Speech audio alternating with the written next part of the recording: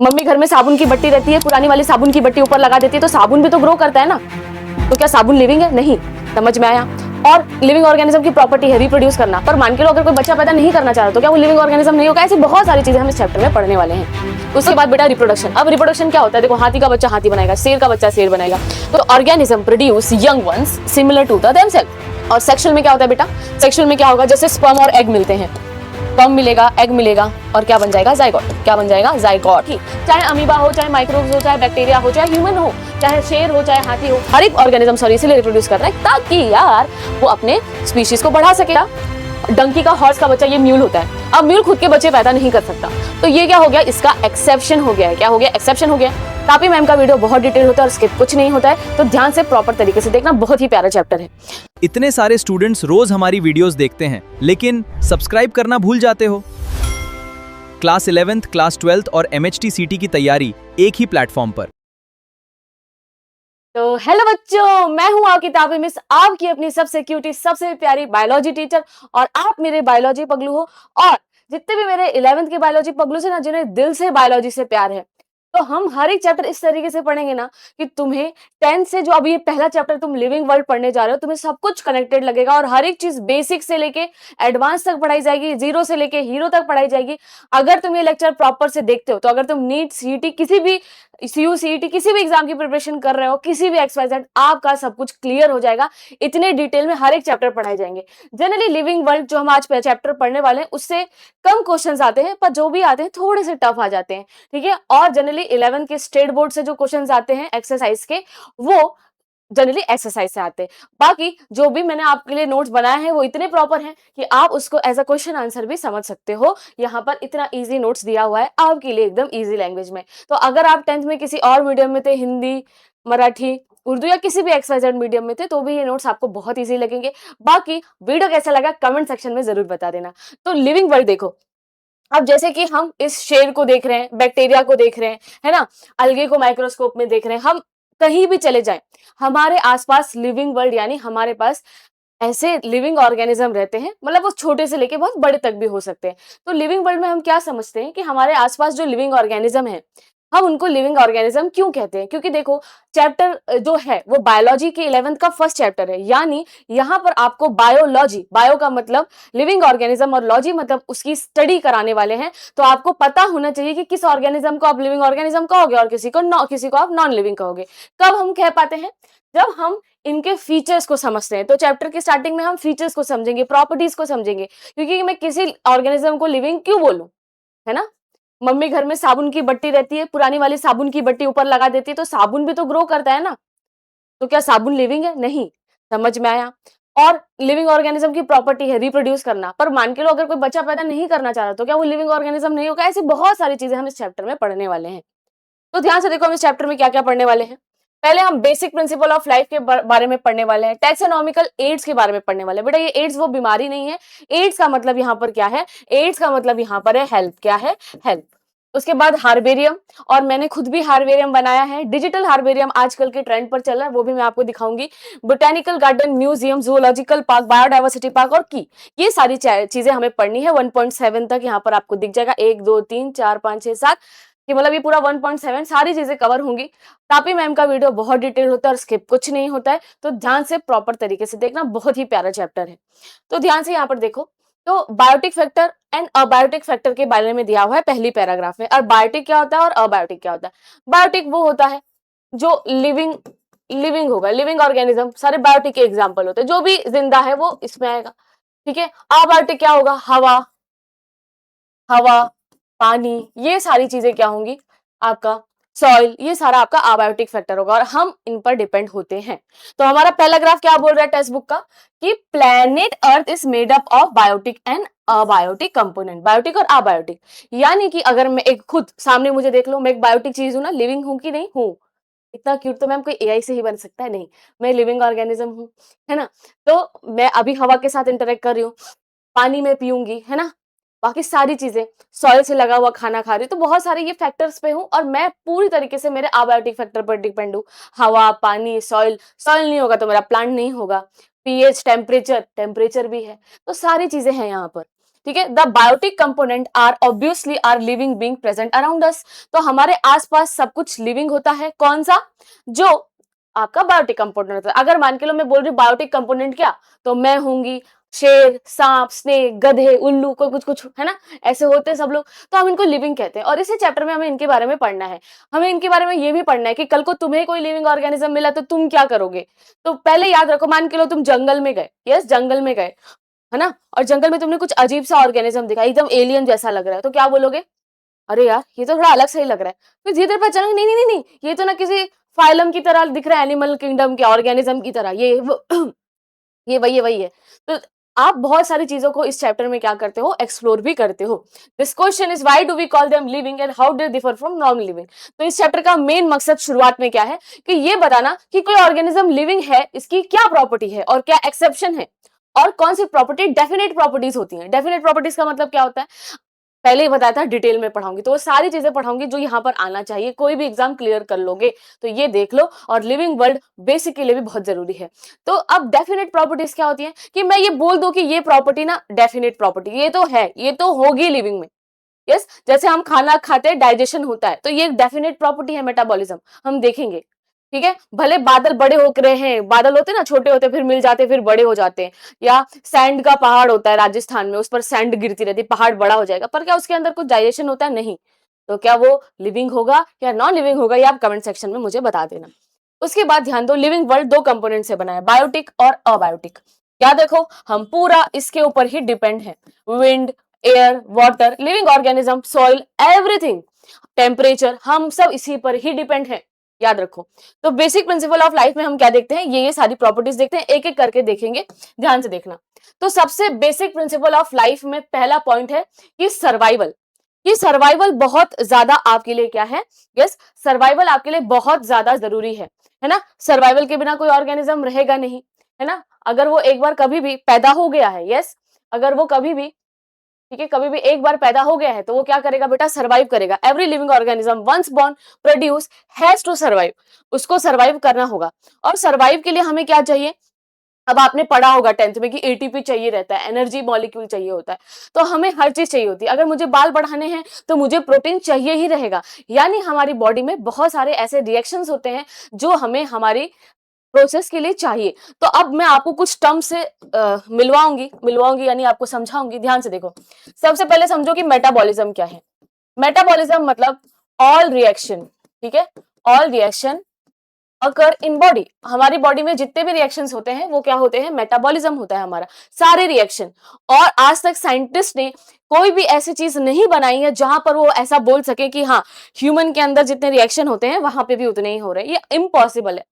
भगवान ने जो प्लांट बनाए हैं, गॉड ने जो प्लांट ह्यूमन डिजाइन किया, या कोई भी एनिमल, आप कुछ भी, उसके सारे रिएक्शन आप किसी लैब में नहीं कर सकते। हाँ, एक रिएक्शन कर सकते हो, जैसे आप अभी प्रैक्टिकल करोगे, है ना, अभी साइंस में जाके, जैसे कि स्टार्च को आप सलाइवरी अमाइलेज के साथ ये करोगे तो वो उसको ब्रेक कर देगा, तो ये रिएक्शन चलेगा, है ना। तो ये एक ही रिएक्शन है ना। आप एक रिएक्शन को क्या कर सकते हो, मिमिक कर सकते हो लैब में, तो वो मेटाबॉलिक रिएक्शन हुआ। और मेटाबॉलिज्म यानी जो भी हमारी बॉडी में रिएक्शन हो रही है वो सारी, अभी पढ़ाते हुए भी मेरे अंदर बहुत सारी रिएक्शंस हो रही हैं, पढ़ते वक्त तुम्हारे अंदर भी हो रही हैं, तो ये एक चीज आपको समझनी है। उसके बाद ध्यान से सुनना मेरे क्यूटीज कि अब मेटाबॉलिज्म के दो टाइप होते हैं। क्या होते हैं, मेटाबॉलिज्म के दो टाइप होते हैं, ठीक है। मेटाबॉलिज्म के दो टाइप होते हैं, ध्यान से देखो, ठीक है। पहला समझो कैटा, इसमें कुछ तो काटना है, कैटाबॉलिज्म क्या है, कैटाबॉलिज्म।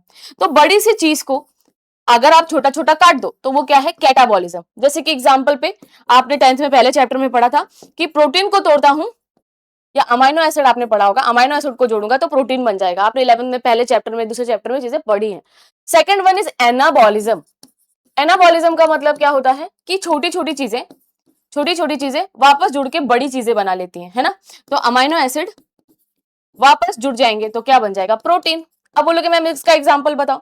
अब जैसे मान के लो आपने दाल खाई तो डाइजेस्ट हुआ वो और अमाइनो एसिड में बदल गया। हम दाल खाते हैं कि हमें प्रोटीन मिल सके या जो भी प्रोटीन के सोर्स होंगे। अब मुझे बाल बनाने हैं तो दाल से बाल नहीं बन सकते ना, तो मुझे पहले दाल से अमाइनो एसिड निकालना है, फिर डीएनए जैसा बोलेगा उसको अरेंज करके मुझे अपने बाल बनाने हैं। यानी कि दाल को मैं तोड़ूंगी तो मुझे अमाइनो एसिड मिलेगा और उस अमाइनो एसिड को मैं एक पर्टिकुलर तरीके से जोड़ूंगी कि मुझे मेरे हेयर मिल जाए। तो दाल से बाल बनाने तक का सफर। तो मेटाबॉलिज्म का दो पार्ट होता है, कैटाबॉलिज्म यानी काटो, एनाबॉलिज्म यानी जोड़ो। यस, तो यहां पर आपको ये प्रोसेस समझी होगी। यस, तो ध्यान से देखो, every living organism once born produce, और उनको सरवाइव करना है तो उसके लिए केमिकल मॉलिक्यूल चाहिए, एनर्जी चाहिए। यस, एटीपी चाहिए, एनर्जी चाहिए। Energy is obtain through metabolism, और मेटाबॉलिज्म में क्या होता है, कैटाबॉलिज्म और एनाबॉलिज्म। कैटाबॉलिज्म मतलब काटना है, break down of molecule. Anabolism मतलब कुछ बनाना है, फॉर्मेशन ऑफ न्यू मॉलिक्यूल। तो यहाँ पर भी ये सारी डायग्राम में चीजें दी हुई हैं, बहुत इजी है, कुछ टफ है क्या। और आपको बस एक बात याद रखना है कि आप बॉडी के सारे रिएक्शन कहीं परफॉर्म नहीं कर सकते, लैब में सिर्फ मेटाबॉलिक रिएक्शन हो सकता है।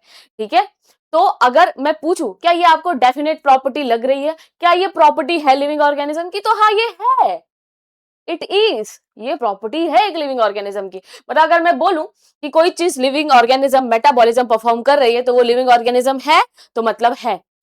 समझ में आया, मतलब तुम बोलोगे, मैं अब तुम्हें इसको देखो साबित करना है, जैसे कि तुम्हें ये साबित करना है कि ये रिमोट लिविंग ऑर्गेनिज्म है कि नहीं है।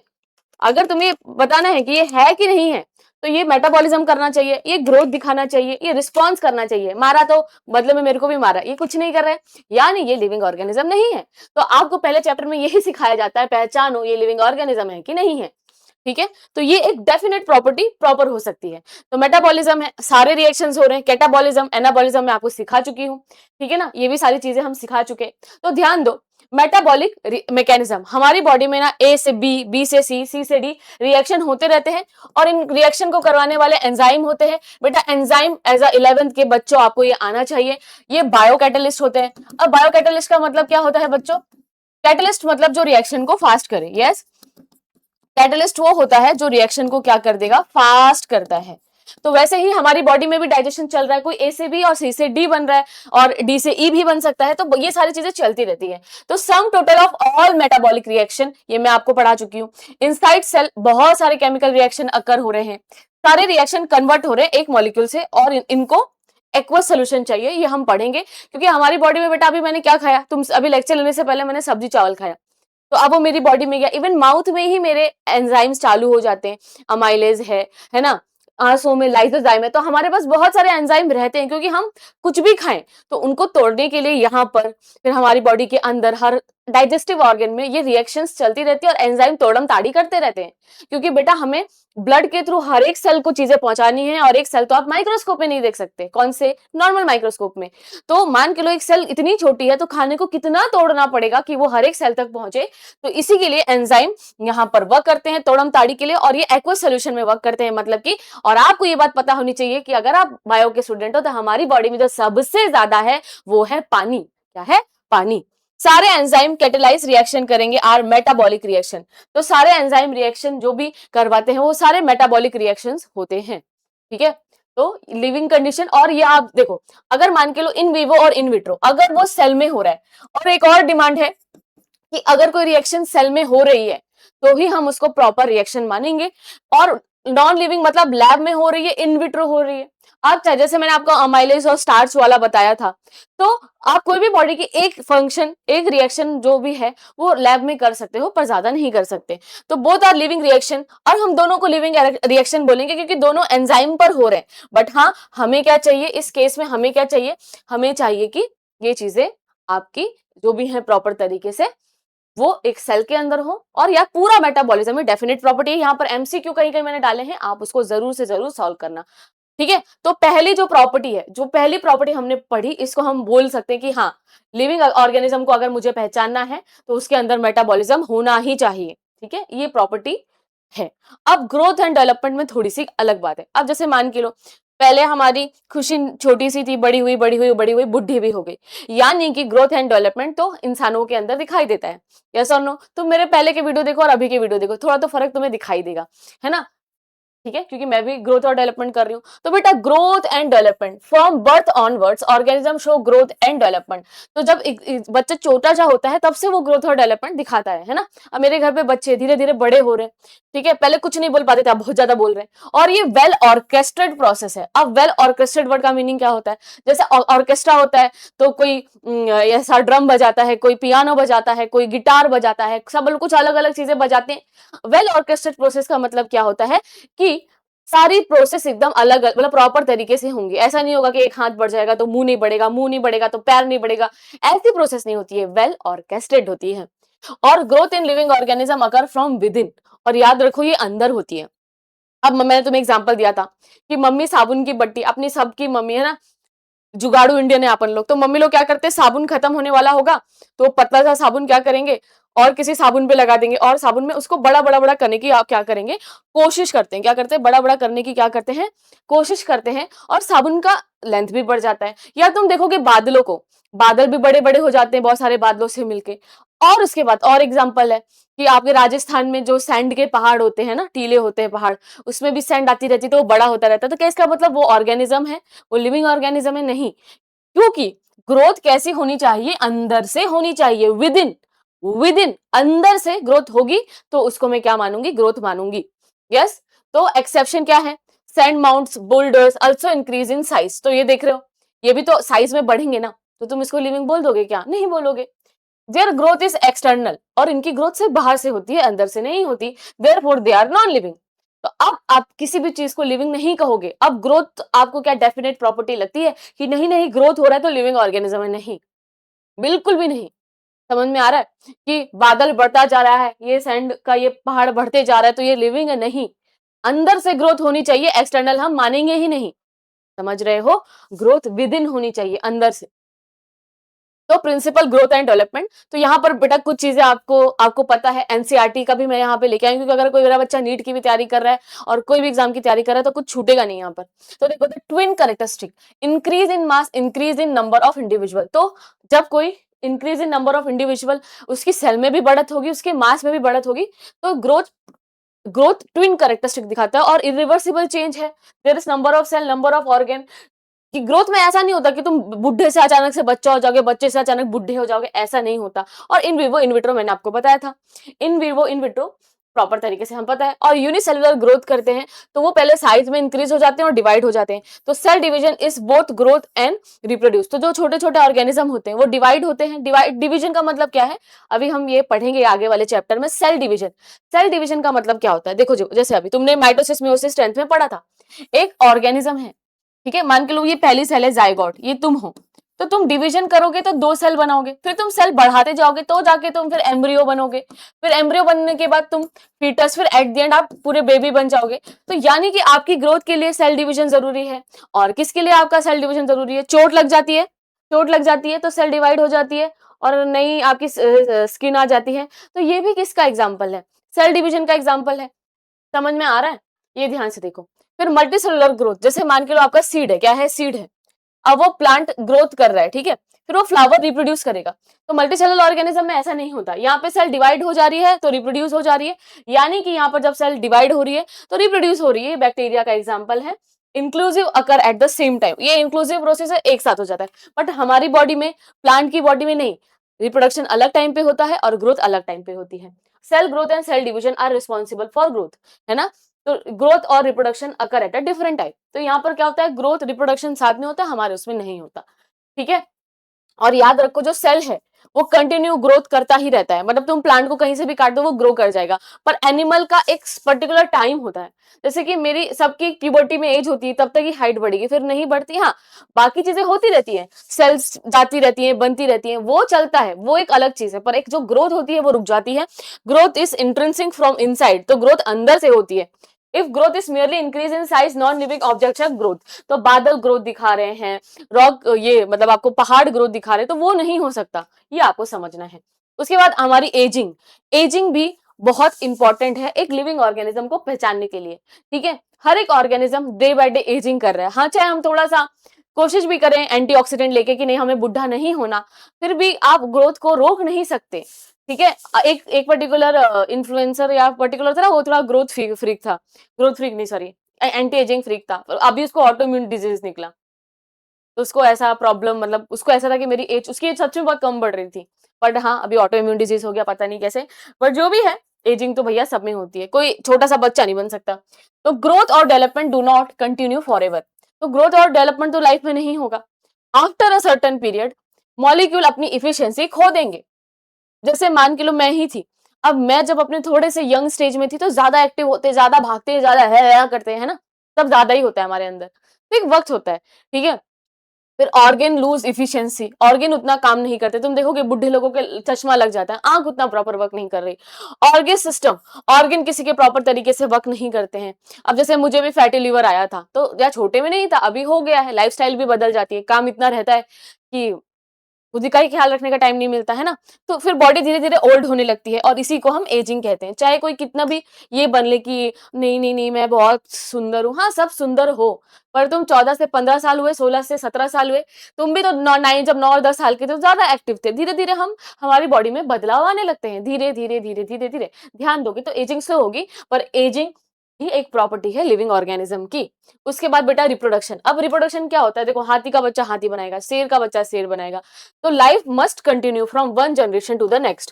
तो लाइफ क्या होनी चाहिए, आपकी कंटिन्यू होनी चाहिए। एक स्पीशीज कैसे खुद को इस दुनिया में बनाए रखता है, बच्चे पैदा करके। अगर इंसान बोले आता मी बच्चे कदाचित मैं नहीं करूंगा पैदा, हट नहीं बच्चे पैदा करने, तो 100 साल बाद क्या हो जाएगा, पूरी ह्यूमन स्पीशीज ही एक्सटेंट हो जाएगी। तो organism produce young ones similar to the themselves. तो रिप्रोडक्शन करना जरूरी होता है, और दो टाइप का होता है, सेक्सुअल भी होता है, असेक्सुअल भी होता है। अब असेक्सुअल में क्या होता है, बिना, जैसे प्लांट्स हैं असेक्सुअल रिप्रोडक्शन करते हैं कुछ कुछ, ठीक है। अमीबा 2 पार्ट में डिवाइड हो जाता है ना, जैसे सेल डिवाइड होती है, वैसे अमीबा बस 2 पार्ट में डिवाइड हो जाता है, ठीक है। तो उसमें कोई चेंज नहीं आएगा, असेक्सुअल रिप्रोडक्शन है। और सेक्सुअल में क्या होता है बेटा, सेक्सुअल में क्या होगा, जैसे स्पर्म और एग मिलते हैं, स्पर्म मिलेगा, एग मिलेगा, और क्या बन जाएगा, जाइगोट। क्या बन जाएगा, जाइगोट। तो असेक्सुअल में क्या होता है, बस डिवीजन हो जाता है। तो ये क्या इसको तुम रिप्रोडक्शन बोलोगे, क्या बोलना सही रहेगा, नहीं मैम रिप्रोडक्शन इसको बोलना सही नहीं रहेगा ना। प्रॉपर असेक्सुअल को तो लोग मानते ही नहीं है, ठीक है, प्रॉपर रिप्रोडक्शन मानते नहीं है। साइंटिस्ट सेक्सुअल को प्रॉपर रिप्रोडक्शन मानते हैं, पर है दोनों टाइप की रिप्रोडक्शन, और सबका एक ही, चाहे अमीबा हो, चाहे माइक्रोब्स हो, चाहे बैक्टीरिया हो, चाहे ह्यूमन हो, चाहे शेर हो, चाहे हाथी हो, हर एक इंसान इसीलिए, हर एक ऑर्गेनिज्म सॉरी इसीलिए रिप्रोड्यूस कर रहा है ताकि यार वो अपने स्पीशीज को बढ़ा सके। तो क्या ऐसा हो सकता है क्या कि अगर कोई रिप्रोडक्शन नहीं कर रहा है, लता मंगेशकर ने अपने सलमान बॉय ने बोला है कि मेरे को बच्चे पैदा नहीं कर रहे, तो क्या वो लिविंग ऑर्गेनिज्म नहीं, हाँ वो लिविंग ऑर्गेनिज्म है। तो एक्सेप्शन क्या है, reproduction ensure continuity of species. तो रिप्रोडक्शन ये मेंटेन करती है कि स्पीशीज बनती रहे, पर यहाँ पर भी एक्सेप्शन है। तो क्या रिप्रोडक्शन एक डेफिनेट प्रॉपर्टी है, नो इट इज नॉट। तो एक्सेप्शन क्या है, जैसे कि म्यूल है, क्या है mule, sterile worker bee. Mule किसका बच्चा होता है बेटा, डंकी का, हॉर्स का बच्चा, ये म्यूल होता है। अब म्यूल खुद के बच्चे पैदा नहीं कर सकता, तो ये क्या हो गया, इसका एक्सेप्शन हो गया है। क्या हो गया, एक्सेप्शन हो गया। जैसे they do not reproduce but are still living. अब म्यूल तो जिंदा दिख रहा है ना, वर्कर भी तो जिंदा दिख रहे हैं ना, तो रिप्रोडक्शन डेफिनेट प्रॉपर्टी नहीं है। अभी मेरे भी कोई बच्चा नहीं है, तो मैं क्या क्या बोलूंगी, हाँ तुम लोग मेरे बच्चे हो ना, ठीक है। चलो, therefore reproduction is not an inclusive character of life। तो इसको भी इंक्लूसिव करेक्टर नहीं मानेंगे, डेफिनेट प्रॉपर्टी नहीं है ये एक लिविंग ऑर्गेनिज्म की। तो अगर आपको इंक्लूसिव रहना है, डेफिनेट रहना है, तो ये चीज अप्लाई होनी चाहिए हर जगह पर। जैसे मेटाबॉलिज्म होना ही चाहिए, जो इसके पास नहीं है तो तू नॉन लिविंग है, समझ में आया। अब जैसे बहुत सारे हीरो हीरोइन ने बच्चे नहीं करे, अब मेरे तो बहुत सारे बच्चे, मेरे क्यूटीज, हाँ, तो इतने सारे बच्चे हैं मेरे, तो तुम मुझे बताओ, तो हाँ मैं तो लिविंग हुई ना, मैं तो जिंदा दिल हूं। तो लिविंग ऑर्गेनिज्म की एक ही प्रॉपर्टी है मेटाबॉलिज्म। अभी तक हमने देखा कि एक लिविंग ये प्रॉपर्टी है ना, मेटाबॉलिज्म है, कॉन्शियसनेस है, ठीक है। ग्रोथ और डेवलपमेंट को हमने नहीं माना था, ठीक है। तो ये सारी चीजें हम यहाँ तक देख चुके हैं। अब उसके बाद रिप्रोडक्शन में हम देखते हैं कि biological process to produce progeny of its own kind, हम अपनी स्पीशीज का बच्चा बनाते हैं। तो जो रिप्रोडक्शन होता है बेटा, सेक्सुअल रिप्रोडक्शन गिव्स वेरिएशन। तो सेक्सुअल रिप्रोडक्शन में क्या होता है, मम्मी पापा का डीएनए मिलता है, और मम्मी पापा का डीएनए झगड़ा झगड़ा करता है, नहीं मैं दिखूंगा बच्चे के अंदर, ठीक है। तो जब दो स्पीशीज के जब दो एक ही स्पीशीज के ह्यूमन मतलब होमोसेपियन साथ में आते हैं, मतलब मम्मी पापा का डीएनए जब साथ में आता है होमोसेपियन, तो वो बोलता है नहीं नहीं नहीं एक दिखना है, क्योंकि दोनों के ही डीएनए आपके अंदर है पर दिखता कोई एक है ना। तो इससे क्या होता है, जब दो डीएनए झगड़ा करते हैं और एक दिखता है तो वेरिएशन आता है। देखो आंख में, जैसे मेरी आंख है, अब मेरी आंख पापा जैसी है, नाक मेरी मम्मी जैसी है, तो आंख में कौन जीता? पापा। नाक में कौन जीता? मम्मी। तो डीएनए झगड़ा झगड़ी करेंगे और बोलेंगे कौन दिखेगा। समझ में आ रहा है? बाल मेरे मम्मी जैसे, तो इसमें मेरी मम्मी जीत गई। ज्यादातर मैं मम्मी जैसी दिखती हूँ फेस वाइज, तो मेरी मम्मी जीत गई इसमें। पर हाइट वाइज में मेरे पापा पे चली गई, तो इसमें पापा जीत गए। तो ये सारी चीजें हैं। फिर consider reproduction is the true sense, तो वो जो मैंने आपको बोला था कि सेक्सुअल रिप्रोडक्शन को ट्रू सेंस में रिप्रोडक्शन माना जाता है। उसके बाद asexual reproduction main mode in lower organism, तो असेक्सुअल जनरली जो छोटे ऑर्गेनिज्म होते हैं उनके अंदर असेक्सुअल रिप्रोडक्शन मेन माना जाता है। उसके बाद asexual mode in lower organism, fungi में स्पोर पैदा होते हैं, ईस्ट में बडिंग होता है, अलगे फंजाई में फ्रेगमेंटेशन होता है। मतलब जो फंजाई होती है स्पोर बनाती है, रिप्रोड्यूस कर लेती है।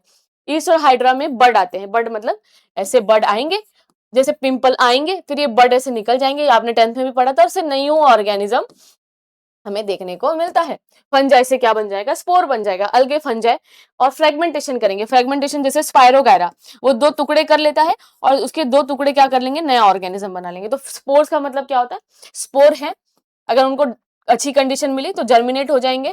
जैसे तुमने ब्रेड रखा हो, कभी तुमने ब्रेड रखा है, अब तुम्हें लगता है मैं ब्रेड रखता हूँ, थोड़ी देर बाद फिर थोड़े दिनों बाद फंजाई लग जाती है। क्यों? क्योंकि एनवायरमेंट में अभी फंजाई के स्पोर्स हैं। अब लोग, मैम फिर हमें कुछ क्यों नहीं होता? अगर सब कुछ है यहाँ पर तो सच में है, बट हमारा इम्यून सिस्टम उनको हमारी बॉडी में आने नहीं देता है। तो इन अ मोस्ट लोअर ऑर्गेनिज्म, या तो आप स्पोर बनाओ, जर्मिनेट हो जाओ, जैसे सीड जर्मिनेट होकर प्लांट बनाता है, तो फंजाई भी जर्मिनेट होकर स्पोर बना लेंगे। या तो पिंपल बडिंग कर लो, उससे बना लो, चाहे तो 2 पार्ट में टूट जाओ, फ्रेगमेंटेशन कर लो और नया ऑर्गेनिज्म बना लो।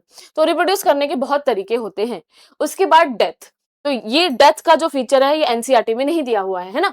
तो death, when the body loses its capacity to perform metabolism, ठीक है, परफॉर्म कैपेसिटी टू मेटाबॉलिज्म। अब मेटाबॉलिज्म हो ही नहीं रहा है, जो एक इंक्लूसिव कैरेक्टर और डेफिनाइट प्रॉपर्टी है, तो ऑर्गेनिज्म की क्या हो जाती है क्यूटीज? डेथ हो जाती है। और अगर ऑर्गेनिज्म की डेथ हो गई तो फिर आप समझते हो, अब जैसे ये चाहे तो ये पर्टिकुलर रिमोट है, ये मेरे साथ आने वाले जब तक मैं जिंदा रहूंगी तब तक भी रह सकता है। ये बोर्ड मेरे साथ तब तक रह सकता है अगर मैंने इसकी अच्छे से देखभाल दी, इसका सब प्रॉपर सर्विसिंग हुआ, ठीक है।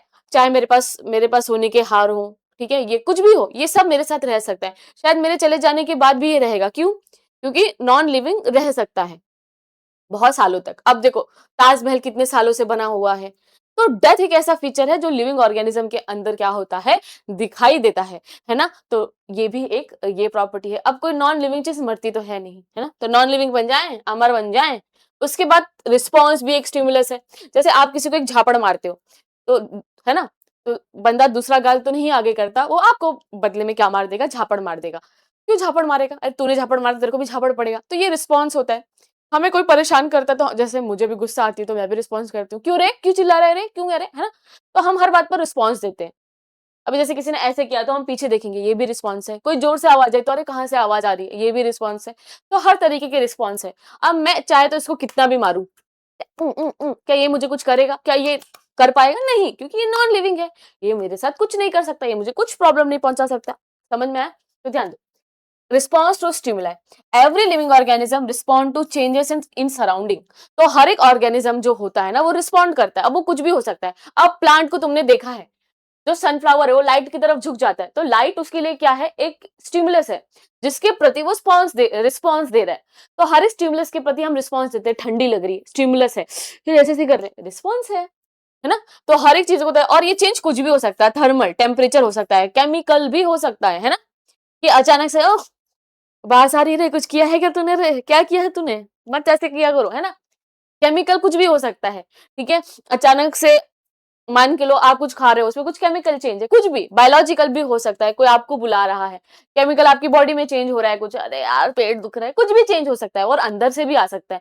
तो रिस्पॉन्स करोगे आप स्टिमुली पर, is the unique characteristic of living organism. जैसे कोई आपको टच करता है, हीट करता है, आपको ऐसा जलाएगा तो आप हाथ ये कर लोगे, आप सुनोगे। तो हर एक लिविंग ऑर्गेनिज्म पक्के से पक्का किसी भी यूनिक स्टिमुलस पर एक यूनिक अलग अलग तरीके का रिस्पॉन्स दिखाता है। जैसे कि मान के लो ये एरो बता रही है कि स्टिमुलस आ रहा है, ये ऑर्गेनिज्म पे आ रहा है और ऑर्गेनिज्म उसका क्या दिखाएगा? क्यूटीज रिस्पॉन्स दिखाई देगा। द पॉइंटर्स द स्टिमुलस कोई भी एक्सटर्नल चेंज हो सकता है, कुछ भी, केमिकल, फिजिकल, बायोलॉजिकल, ठीक है। बायोलॉजिकल मैं आपको बुला रही हूँ, एक लिविंग ऑर्गेनिज्म आपको बुला रहा है, ये बायोलॉजिकल हो गया, ठीक है। फिजिकल हो गया, मैं आगे से टच कर रही हूँ, अरे बता ना क्या हो रहा है, सुनना, ऐसे फिजिकली कोई आपको टच कर रहा है, आपके बॉडी में कुछ चेंजेस हो रहे हैं, केमिकल। कॉन्शियसनेस भी है, अगर आपके अंदर कॉन्शियसनेस है, कॉन्शियसनेस मतलब मुझे पता है कि मैं एक ऑर्गेनिज्म हूँ, ये कॉन्शियसनेस है। तो response to stimulus both unicellular और मल्टीसेलुलर, तो ये सारी चीजें हमारी बॉडी में कॉन्शियसनेस होती है, उसकी वजह से ही हम कोई भी चीज का रिस्पॉन्स दे पाते हैं। जैसे बैक्टीरिया, यूकैरियोट, ठीक है, बैक्टीरिया हो गया, अब बैक्टीरिया के साथ कुछ भी करो वो चीजें दिखाएगा। पोलन ट्यूब बनती है, हमने क्लास 12th में 10th में भी पढ़ा, 12th में भी पढ़ेंगे कि पोलन ग्रेन पोलन ट्यूब बनाता है। फिर फोटो पीरियोडिज्म होता है, जैसे सनफ्लावर सन की तरफ झुक जाता है, झुकेगा नहीं सारा फ्लावर, समझा है क्या, पर सनफ्लावर झुक जाता है ना, क्योंकि इसको रिस्पॉन्स दिखाना है। उसके बाद conclusion, consciousness is a defining feature. तो ये एक थोड़ा सा मैंने एक्स्ट्रा ये लिया है, इसको अच्छे से पढ़ो कि कॉन्शियसनेस बहुत जरूरी है। आप कोई भी एग्जाम प्रिपेयर करोगे तो कॉन्शियसनेस आएगा। तो फोटोपीरियोडिज्म, सीजनल ब्रीडर और एनिमल माइग्रेशन, ये सब क्या दिखाते हैं, एक डेफिनेट प्रॉपर्टी दिखाते हैं। तो बेटा मेरा एक लेक्चर ऐसा है ना, कोई भी एग्जाम हो, कोई भी बोर्ड हो, कुछ भी हो, मेरा लेक्चर से आपका हो जाएगा। तो कॉन्शियसनेस भी एक डेफिनेट प्रॉपर्टी है, क्यों, क्योंकि हम हर चीज पर रिस्पॉन्स देते हैं, हमारी बॉडी के अंदर एक कॉन्शियसनेस है। अब ये कॉन्शियसनेस हमारे अंदर भी होता है, कुत्ते के भी अंदर होता है, बिल्ली के भी अंदर होता है, छिपकली के भी अंदर होगा, हर एक ऑर्गेनिज्म के अंदर होता है। बट हाँ, इंसान सेल्फ कॉन्शियस है। कैसे, उसको पता है सेल्फ कौन है, मैं तापी हूँ, हाँ मैं तापी हूँ, ठीक है, मैं कहाँ रहती हूँ मुझे पता है, मैं कल्याण में रहती हूँ, ठीक है, मैं महाराष्ट्र स्टेट पे रहती हूँ, ये मेरे को पता है ना, ये सेल्फ कॉन्शियसनेस है। क्या है कि मैं कहाँ रहती हूँ मुझे ये पता है। डॉग को पता है क्या, डॉगेज भाई को हमारे, कि मैं कहाँ रहता हूँ, नहीं पता है। क्यों, उसको पता है बस इधर ये मेरा ये इलाका है, कोई दूसरा कुत्ता आएगा तो उसको भौंके भगा देना है ना, उसको ये नहीं पता मैं कहाँ रहता हूँ, मैं कौन हूँ। तो ये क्या है, एनिमल जो बिहेवियर है, ये क्या करता है, देखो इसको ये चाहिए, जैसे कपड़ा मकान, है ना, खाना छत और मकान, अच्छा भाई रोटी कपड़ा मकान वाली बात है, तो इसको खाना चाहिए, शेल्टर चाहिए और थोड़ी सी केयर चाहिए, पेरेंटल केयर चाहिए। बस इसके लिए ही ये एनिमल जी रहे हैं कि भैया खाना मिल जाए, तुम देखोगे खाना मिलेगा, छुपके से रहेंगे, आराम करेंगे, सोएंगे, बच्चे पैदा करेंगे, उनकी केयर करेंगे, है ना। और अभी इस सीजन में अगर आप मेरा लेक्चर अभी देख रहे हो तो आपको पता है इस टाइम पे बहुत कुत्ते के बच्चे या डॉग के बच्चे पैदा होते हैं, है ना। तो उनको बस इतना पता है कि मैंने बच्चे पैदा करना है, खाना है, बस इसी तरीके से वो उनका जो लाइफ है वो ड्रिवन हो रहा है, वो चल रहा है। ह्यूमन खाली एक ऐसा होता है जो सेल्फ कॉन्शियसनेस रहता है, जिसको पता है कि मेरे कोई भी, जैसे आप मान के लो किसी के साथ अच्छा कर रहे हो या बुरा कर रहे हो, आपको पता है अंदर आपके इंटेंशन क्या है। उसके बाद scenario, a person in coma, अगर मान के लो कोई कोमा में है तो क्या बोलेंगे। अब कोमा में क्या होता है, जनरली जो इंसान कोमा में चला जाता है वो रिएक्शंस तो नहीं दिखाता, है ना। उसको उठ रहे भाई कब से सो रहा है, तो ये उठ तो नहीं जाएगा, कोमा में चला गया। 3 इडियट्स मूवी में आपने देखा था, है ना। पर वो क्या बोल रहा था 3 इडियट्स में, राजू रस्तोगी, मेरे को सुनाई तो दे रहा था ना, कम्मो की शादी कौन करेगा पता है, अपना फरहान, याद है। तो कोमा में चले जाने से ऐसा नहीं होता। तो brain dead, heart and lungs operate in support system, metabolism तो भी बॉडी में आ रहा है, यस दे आर लिविंग है, but only the human in a normal state is self consciousness. तो जो कोमा में नहीं रहेगा वो सेल्फ कॉन्शियसनेस रखेगा, पर हाँ कोई कोमा में है तो उसको डेड नहीं बोल सकते हो, वो जिंदा तो है, क्योंकि रिएक्शंस चल रहे हैं, उसको बॉडी में खाना दिया जा रहा है ना। जैसे आपको राजू रस्त होगी, आपको 3 इडियट्स मूवी पता होगी, तो उससे आपको समझ में आ जाएगा। फिर टेक्सोनॉमिकल क्लासिफिकेशन हेल्प, अब हम लोग पढ़ेंगे टेक्सोनॉमी में होने वाली हेल्प। तो इससे पहले हमें समझना है कि टेक्सोनॉमी क्या होता है, ये हमें समझना है कि टेक्सोनॉमी क्या होता है और एड का मतलब क्या होता है। मैंने एड का मतलब बताया हेल्प, क्या बताया, हेल्प। तो टेक्सोनॉमी में हम क्या करते हैं, ऑर्गेनिज्म को ना क्लासिफाई करते हैं, क्या करते हैं, क्लासिफाई करते हैं प्रॉपर तरीके से। अब ऑर्गेनिज्म को क्लासिफाई करना है तो उसके लिए कोई तो हेल्प लगेगी ना, आप ऐसे ही तो नहीं बता दोगे। अब मान के लो तुम्हें पता है इस दुनिया में कितने स्पीशीज है, कितने प्लांट है, ठीक है, कमेंट सेक्शन में मुझे जल्दी से बुक में सर्च करके बताओ, आपको कहीं ना कहीं मिल जाएगा। तो बहुत ज्यादा, अगर मान के लो ऑर्गेनिज्म है तो उन्हें क्लासिफाई करना पड़ेगा, और क्लासिफिकेशन इजी है क्या। आप एक आप जाओ कभी एक किधर लाइब्रेरी में जाओ, तो आप देखोगे कितनी सारी books, huge books are there. और कोरिया में तो एक बुक, कोरिया हमारा है ना, लड़कियों का प्यारा कंट्री पसंद है, कोरिया जाना, साउथ कोरिया, है ना, नॉर्थ कोरिया तो नहीं जाना ना। तो साउथ कोरिया में एक पूरी लाइब्रेरी है, और बहुत बहुत बड़ी है। मेरी एक फ्रेंड थी, वो इतना पागल थी, कोरोना टाइम पे बस वही सब देखती थी और एंड में वो चली भी गई, ठीक है। तो ऐसा होता है, तो फिर बहुत सारी बुक्स हैं तो उनको प्रॉपर क्लासिफिकेशन करना होगा ना। और बुक्स का क्लासिफिकेशन आप कैसे करते हो बताओ, बुक्स का क्लासिफिकेशन कैसे करते हो, कमेंट में बताओगे, यस कमेंट में बता दोगे, कमेंट में बता दोगे।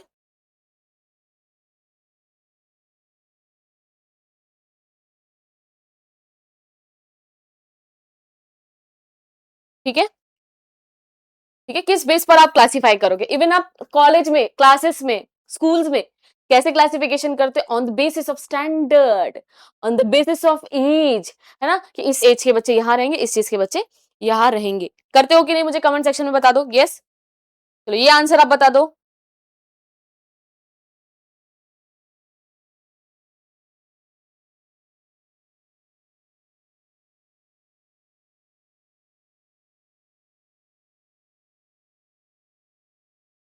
यस, समझ में आया? ये बात समझ में आ रही है? यस, चलो, तो टॉक्सिन टॉक्स कौन यहाँ पे टॉक्सिक है? टॉक्सिकनॉमी। तो टैक्सोनॉमी में हम क्या पढ़ते हैं? ऑर्गेनिज्म को हम क्लासिफाई करते हैं विद द ऑफ हेल्प, है ना। और ऑर्गेनिज्म को कैसे क्लासिफाई करते हैं हम ये पढ़ेंगे बाद में। जनरली कि हम पहले उसको आइडेंटिफाई करते हैं। जैसे मान के लो अपन जंगल में जा रहे हैं, ठीक है, देखो मैंने यहाँ पर मेरी एक फोटो लगाई है, तुम्हें दिखाती हूँ, ठीक है। मैंने कुछ बहुत कुछ लगाया अपना भी, तो तुमको मैं दिखाऊंगी। कहाँ गई मेरी फोटो? ये पहले होगी। हाँ, ये देखो, ये मेरी फोटो है। यस, ये मेरी फोटो है। और मैं अलग अलग ऑर्गेनिज्म की मैंने यहाँ जो फोटो ली है, प्लांट की और एनिमल की, मैंने यहाँ पर लगा दी है। मान के लो मैं कभी जंगल में जाती हूँ और मुझे ना इसकी तरीके का प्लांट दिख रहा है, सेम ऐसा प्लांट दिख रहा है, तो मैं क्या करूंगी? या आपकी तापी में, मैं आपकी अपनी बायोलॉजी टीचर, टैलेंटेड एकदम, है ना, ये सब मैंने ही फोटोज ली है। तो तुम बताओ तुम कैसे पहचानोगे? तो ऐसा कोई प्लांट दिख रहा है तो तुम, मेरे को याद रहेगा यार। इवन अब फोटोग्राफी भी काइंड ऑफ टेक्सोनॉमिकल हेल्प ही है। और तुम्हारे फोन में पता है लेंस आता है, गूगल लेंस, तुम उसको क्लिक करो तो प्लांट या एनिमल का वो बताएगा कि ये क्या है, तो वो भी टेक्सोनॉमिकल हेल्प है। तो मान के लो मुझे ऐसा प्लांट मिलता है, ठीक है, और भी थोड़ा अलग है, लाइट एमिट कर रहा है, मैं बोलूंगी अरे ये एलियन तो नहीं है, हमारे नॉर्मल प्लांट तो लाइट एमिट नहीं करते हैं, ये कैसे कर रहा है ना। फिर मुझे याद आएगा यार मैंने फोटो ली थी, इसके जैसा दिख रहा है, कुछ बदलाव हो रहा है कि लाइट भी एमिट कर रहा है। लाइट एमिट करता है ना, जैसे फायरफ्लाई लाइट एमिट करते हैं। और आपने श्रद्धा कपूर की एक मूवी देखी होगी, एक था विलन तेरी गलियां, उसमें भी बायोल्यूमिनेंस यानी लाइट चीजें, कुछ ऑर्गेनिज्म लाइट निकाल सकते हैं। तो मान के लो यहाँ पर भी ये लाइट क्या कर रहा है, शो कर रहा है, पर दिख इसके जैसा रहा है, तो मैं क्या बोलूंगी?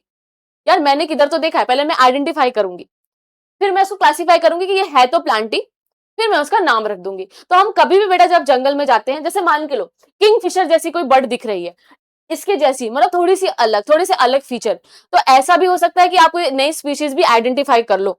और ऐसा होता है। मेरे एक सर थे, उन्होंने एक क्रैब का देखा था उसको, वो उनके हाथ से चला गया था, बट वो न्यू स्पीशीज बाद में किस जिसके पास में मिला उनको मिल गया। तो कभी कभी ऐसा भी हो सकता है, अगर देखो आप बायोलॉजी पढ़ोगे तो आप नई स्पीशीज ढूंढ लोगे, है ना। तो मान के लो आप जंगल में गए और थोड़ा सा ये इसको देखा और बोला यार ये तो मेरे को किंगफिशर लग रहा है, पर ये किंगफिशर नहीं है, क्योंकि कुछ तो बदलाव है।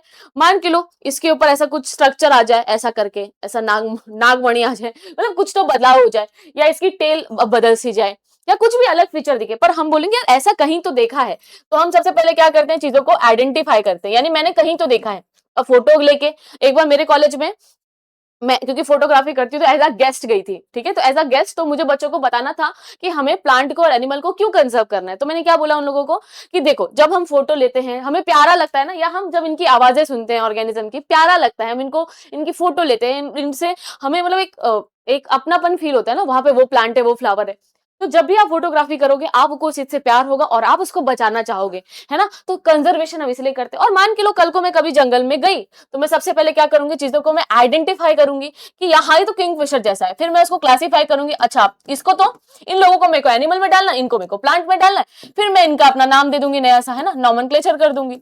ये एक चीज हमेशा याद रखो, ये आपको बहुत ज्यादा ड्राइव करेगा सब्जेक्ट को पढ़ने के लिए, ठीक है ना, समझ में आ रहा है। तो ये सारी चीजें हैं। तो टेक्सोनॉमी क्या होता है, ऑर्गेनिज्म को क्लासिफाई करोगे, आइडेंटिफाई करोगे, फिर क्लासिफाई करोगे और फिर नाम दे दोगे, ठीक है, नॉमेनक्लेचर कर दोगे। और नॉमेनक्लेचर हम अभी पढ़ेंगे चैप्टर नंबर 2 में, कि नाम रखना है तो पहले उसको पहचानो। तो हमारे पास कौन सी ऐसी चीज है जो हमें क्लासिफिकेशन में हेल्प कर रही है, जैसे कि herbarium, botanical garden, museum, zoological park और की। आप बोलोगे मैम बोटेनिकल गार्डन, जू, ये सब कैसे क्लासिफाई करने में हेल्प करेंगे? मान के लो मैंने एक अजीब सा ऑर्गेनिज्म जू में देखा है, तो वो मुझे जीवन भर याद रहेगा। बोटेनिकल गार्डन में जीवन भर याद रह जाता है ना, क्योंकि कहीं तो आपने देखा होगा, तभी तो याद में बैठेगा, तभी तो जब कुछ नया मिलेगा तो पहचानोगे। यानी एक साइंस स्टूडेंट, एक बायोलॉजी का स्टूडेंट और जिसको इन सब में इंटरेस्ट है, उसको बहुत मजा आएगा, क्योंकि क्लासिफिकेशन करने के लिए कुछ तो चाहिए। ध्यान से देखो, अब हम बात करेंगे बायोडायवर्सिटी के बारे में। अब बायोडायवर्सिटी क्या है? इस दुनिया में अनेकों प्राणी हैं, अनेकों ऑर्गेनिज्म है, इतने ऑर्गेनिज्म है कि आप सोच भी नहीं सकते। तो जो डाइवर्सिटी है लिविंग ऑर्गेनिज्म की, जो अर्थ है उसके पास इमेंस डाइवर्सिटी है लिविंग ऑर्गेनिज्म की। इमेंस मतलब बहुत सारे लिविंग ऑर्गेनिज्म है, डिफरेंट टाइप ऑफ ऑर्गेनिज्म है, लिव टुगेदर सिंस टाइम। आपका जब से टाइम इमॉर्टल, मतलब जब से टाइम इस दुनिया में आया है तब से इमॉर्टल, तब से आपको लिविंग ऑर्गेनिज्म दिखेंगे। जब आप ऑर्गेनिज्म इवोल्यूशन पढ़ोगे क्लास 12th में, तो आप पढ़ोगे कि कैसे ट्राइलोबाइट्स, अलगे, कैसे कैसे मतलब आर्की बैक्टीरिया, एकदम अजीब अजीब से ऑर्गेनिज्म, मतलब सबसे गर्म जगह पर, सबसे ठंडी जगह पर भी आपको बैक्टीरिया देखने मिलते हैं, आर्की बैक्टीरिया, जो इवोल्यूशन के केस में जब अर्थ बनी थी तो सबसे पहले आए थे।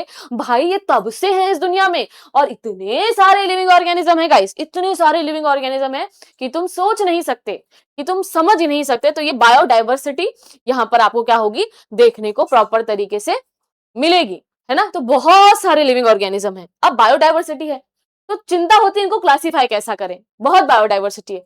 तुम सच बोलो, इतनी सी इमेज में तुम्हें कितने लिविंग ऑर्गेनिज्म दिख रहे हैं? कुछ को तुम, जैसे ये प्लांट है तो बच्चे बोलेंगे प्लांट लग रहा है, क्या लग रहा है ये, है ना। ग्रास हॉपर भाई, ग्रास हॉपर, ऐसे लगा कुछ प्लांट है, पत्ती जैसे भी एनिमल होते हैं, मतलब इतने ऑर्गेनिज्म है, क्योंकि कुछ को तो तुम देखोगे तो तुम बोलोगे अरे ये ऑर्गेनिज्म भी है कि नहीं। क्योंकि तुम्हें बता रही हूं मैं, हर दिन अभी भी कहीं ना कहीं इस दुनिया के किसी कोने में, जब मैं पढ़ा रही हूँ, हर सेकंड हर मिनट में यहाँ पर क्या हो रहा है, कोई ना कोई लिविंग ऑर्गेनिज्म लोगों को मिल रहा है। तो बायोडाइवर्सिटी बहुत ज्यादा है। हम Amazon rain forest, Bermuda triangle, जो ओशन के नीचे है बेटा, बरमूडा ट्रायंगल के बारे में अगर मैंने डॉक्यूमेंट्री देखी है तो बरमूडा ट्रायंगल के बारे में ऐसा बोला जाता है कि वहां पर इतने ज्यादा पहाड़ हैं, इतने ज्यादा पहाड़ हैं। और याद रखो, जब मास ज्यादा होता है तो ग्रेविटीज चेंज होने लगती हैं। जैसे कि एक जुपिटर प्लेनेट बड़ा है ना, तो उसकी ग्रेविटी अलग होगी, और अर्थ की ग्रेविटी, है ना। और चांद में बोलूंगी मैं मोटी नहीं हूँ, बस मैं गलत प्लेनेट में हूँ, है ना। अपन ऐसा बोलेंगे मैम, मैं तो नहीं हूँ बुड्ढी वैसे, बट मैं बोलूंगी, अगर कोई मुझे थोड़ा भी बोलेगा ना मैम आप थोड़े से तो मोटे हो, तो मैं बोलूंगी मैं एक गलत जगह पर हूँ। अगर मैं चांद पर होती तो 1/6 हो जाता ना मेरा वेट, तो मैं कितनी कितनी सी होती एकदम, तब तो मैं वहां पे बहुत ही कम किलो की होती, है ना, है ना, ऐसे बोलती ना। तो ये चीजें होती हैं, आपको ये चीजें समझनी है कि आपने अभी इस दुनिया में तो बहुत कुछ देखा ही नहीं है, और कितना कुछ है।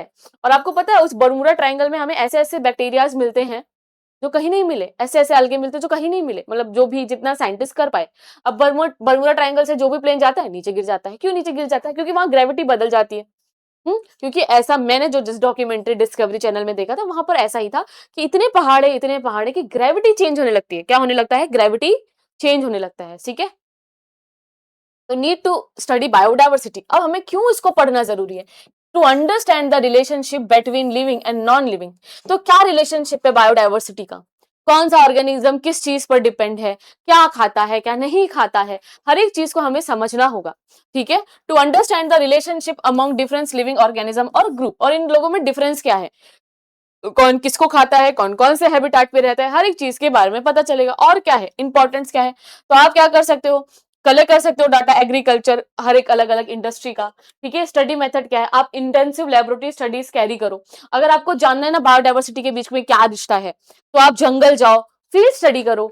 और आप क्या कर सकते हो, लैब में भी इंटेंसिव काम कर सकते हो।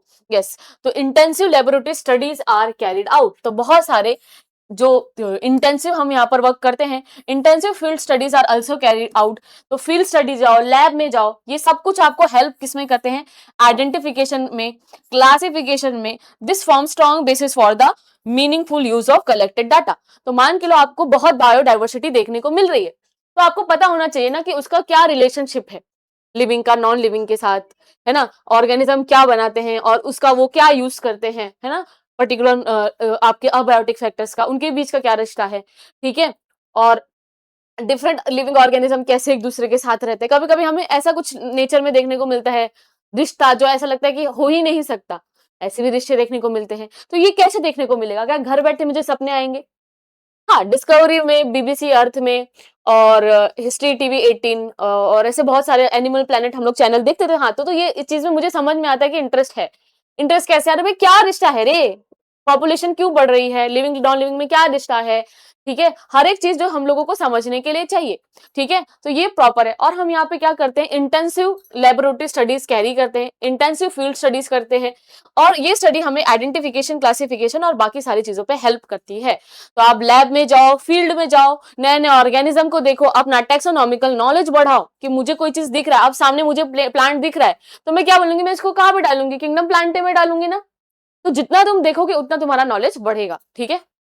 तो टैक्सोनॉमिकल एड मतलब मैंने आपको बताया था, taxonomical aid are used to study biodiversity. Example क्या होता है, हार्बेरिया, बोटेनिकल गार्डन, म्यूजियम और आपका बायोडायवर्सिटी पार्क। तो हार्बेरिया है, बोटेनिकल गार्डन है, म्यूजियम है और बायोडायवर्सिटी पार्क है। और बायोडायवर्सिटी में अभी हम देखेंगे तो 7 मिलियन स्पीशीज है इस दुनिया में, जिसमें से हमने खाली 1.7 1.8 कवर किया है, डिस्कवर किया है सो फार। अभी तक तो हमें पता ही नहीं इस दुनिया में कितनी स्पीशीज है, जो तुम्हें मोटी मोटी है ऊपर से दिखाई देती हैं। तो because of this massive skill भी बहुत सारी हमने ब्रांचेस बनाई है, जैसे टेक्सोनॉमी और सिस्टमैटिक्स, ठीक है। सिस्टमैटिक्स हम नेक्स्ट चैप्टर में पढ़ेंगे। सिस्टमैटिक भी क्या होता है, सिस्टम से क्लासिफिकेशन, और टेक्सोनॉमी का मतलब क्लासिफिकेशन होता है, ठीक है। तो मान के लो अर्लियर क्लासिफिकेशन हम लोगों ने generally based strictly on the use of the organism, modern classification grouping of organism on the basis of feature. तो पहले क्या करते थे हम, strictly on the use of organism, क्या क्या उसका यूज है उस पर क्लासिफाई करते हैं, पर अभी हम फीचर के बेस पर करते हैं कि किसको, जैसे हमने यहाँ पर पी क्यू एस को लिया, टी को नहीं लिया, आर को नहीं लिया, तो कैटेगरी हम लेंगे, कॉमन फीचर लेंगे और फिर उसको क्लासिफाई करेंगे। और 2 शब्द हैं जो आपको समझना जरूरी है, कैटेगरी और टेक्सॉन। कैटेगरी का मतलब फाइलम, किंगडम। इनको सोच के तुम्हें ऐसा कुछ इमेज आता है क्या, मैं बोलूंगी किंगडम तो तुम्हें कुछ इमेजिन होता है, फाइलम नहीं मैम।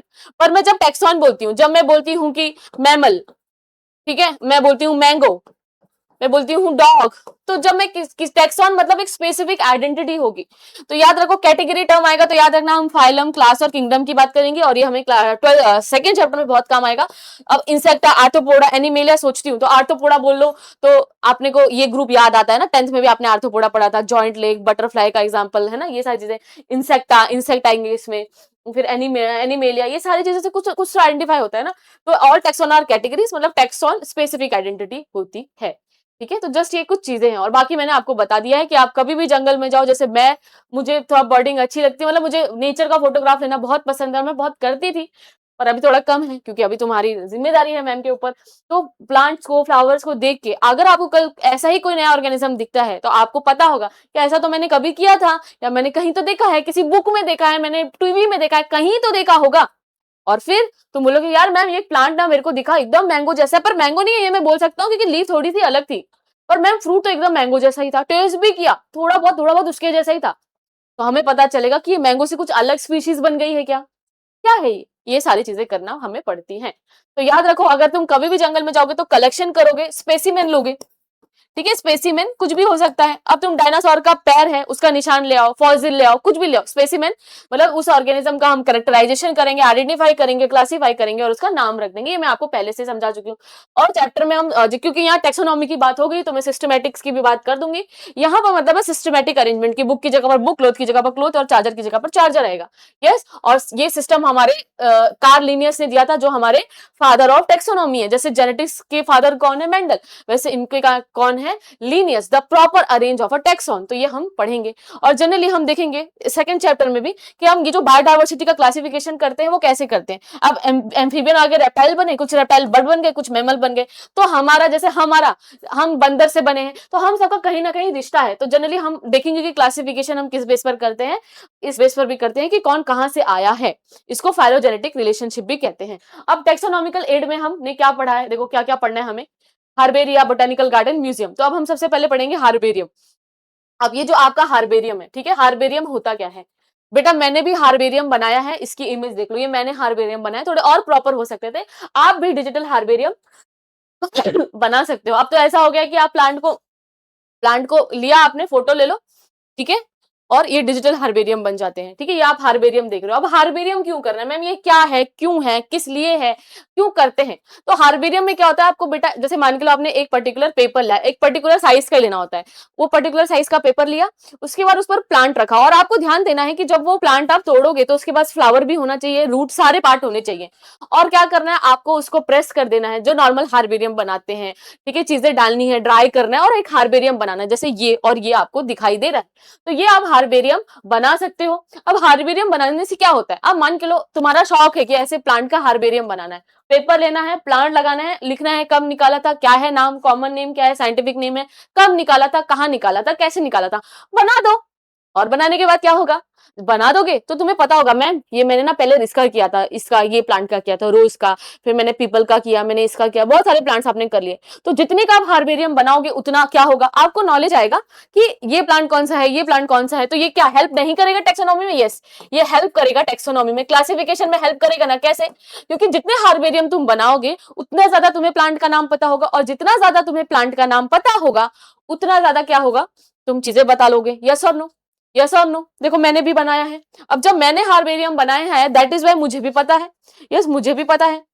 ठीक है, थोड़ा सा और प्रॉपर बन सकता था ये, पर मुझे भी पता है ना भैया कि कौन से ऑर्गेनिज्म है, क्या है। ठीक है, तो हार्बेरियम आपको प्रॉपर तरीके से क्या होता है, बनाना होता है। समझ में आ रहा है? तो ये हार्बेरियम मैंने बनाया था, आप भी बना सकते हो। जितना हार्बेरियम बनाओगे उतना ज्यादा नॉलेज बढ़ेगा। अब जैसे ये हमारा प्लांट था, ये तो ये मुझे ये याद हो जाते हैं ना कि कौन सा प्लांट क्या था। तो जनरली फ्लावर होना चाहिए, रूट पार्ट होना चाहिए, ये सारी चीजें होनी चाहिए।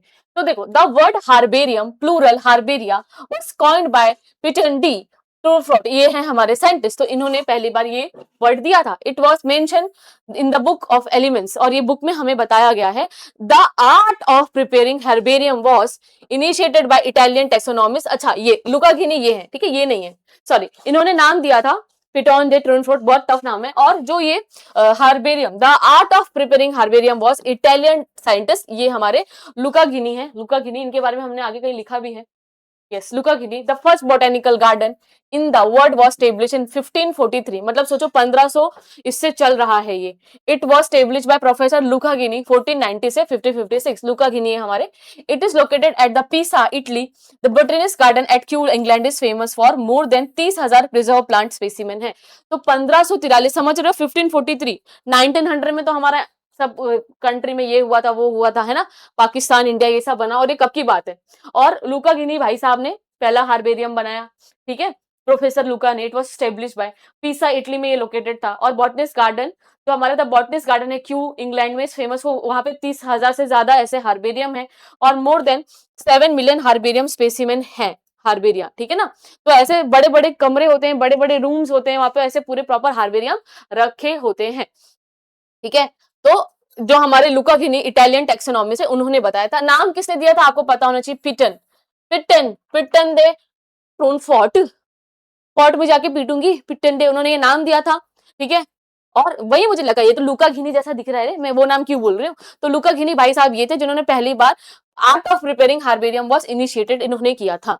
ठीक है, क्योंकि लुका घिनी का ना मैंने आगे दिया था, तो मुझे लगा कि यार मैंने पीछे नहीं दिया होगा। ठीक है, वही मैं बोली लुका घिनी में क्या बोल रही हूँ। तो ध्यान से देखो, herbaria are effective tools in taxonomic studies. तो हार्बेरियम बहुत इंपॉर्टेंट होते हैं। हार्बेरिया मतलब इसका प्लूरल फॉर्म, क्यों? क्योंकि अगर आप जितने हार्बेरिया बनाते जाओगे या पढ़ते जाओगे तो आपको ये बात समझ में आएगी कि हाँ ये प्लांट कर चुकी हूँ, ये प्लांट कर चुकी हूँ, अच्छा ये ना इसके जैसा लग रहा है, तो शायद ये कुछ न्यू है। क्योंकि मान के लो अगर आपको कुछ भी नहीं पता है, आप रील देख रहे हो इंस्टाग्राम पे, क्रिंज कंटेंट देख रहे हो, तो एक नया भी ऑर्गेनिज्म आ जाए आपके सामने, मतलब अनलेस वो डायनासोर जैसा नहीं लग रहा हो, तो आपको लगेगा अरे ये यार होगा ये ऑर्गेनिज्म, मुझे नहीं पता, हो सकता है ना। समझ में?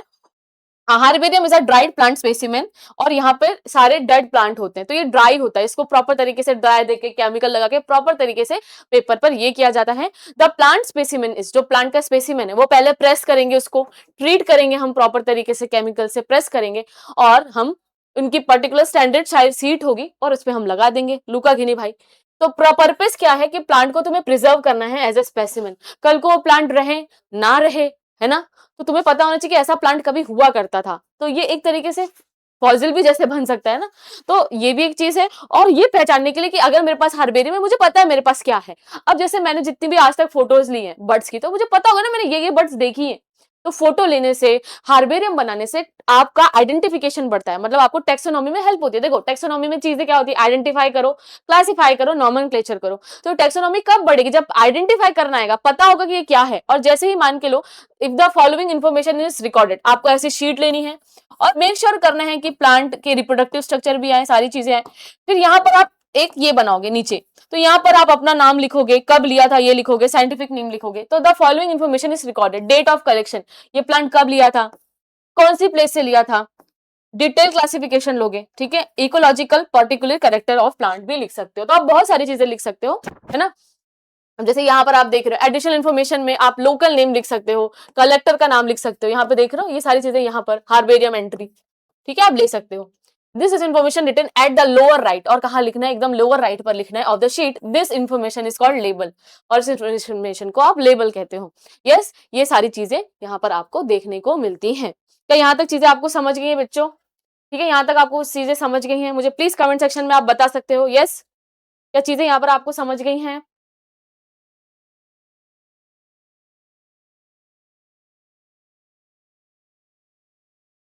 ओके, यहाँ पे मैं आपको एक और चीज दिखाती हूँ, एक ऐसा हार्बेरियम जो मैंने यहाँ पर एक कॉलेज है सेंट जेवियर्स, तो मैंने वहां पर ये हार्बेरियम देखा था। यस, देखो, तो ये हार्बेरियम कब का है, देखोगे आप लोग तो चक्कर खा जाओगे। ठीक है, मैं एक इस पर गई थी, वर्कशॉप होती है, बहुत सारे प्रोग्राम होते हैं। तो देखो 1886 का, 1891 का, 1892 का, 1819 के भी आपको यहाँ पर क्या दिखाई दे रहे हैं, हर्बेरियम दिखाई दे रहे हैं, क्लासिफिकेशन हो रहा है। आप बेंथम एंड हुकर नाम के एक साइंटिस्ट के बारे में पढ़ोगे, तो ये सब लोग टैक्सोनॉमी में बहुत आगे थे। क्योंकि कल को, आज मान के लो कोई स्पीशीज अब इवॉल्व कर गई है, क्या कर गई है, इवॉल्व कर गई है। तो इवोल्यूशन से भी क्या होता है, हमें देखना है। अगर मान के लो, अभी मान के लो मैंने इन प्लांट्स को प्रॉपर नाम से और सब चीजों से समझ लिया, तो भी मेरा ही नॉलेज बढ़ेगा ना आइडेंटिफिकेशन का।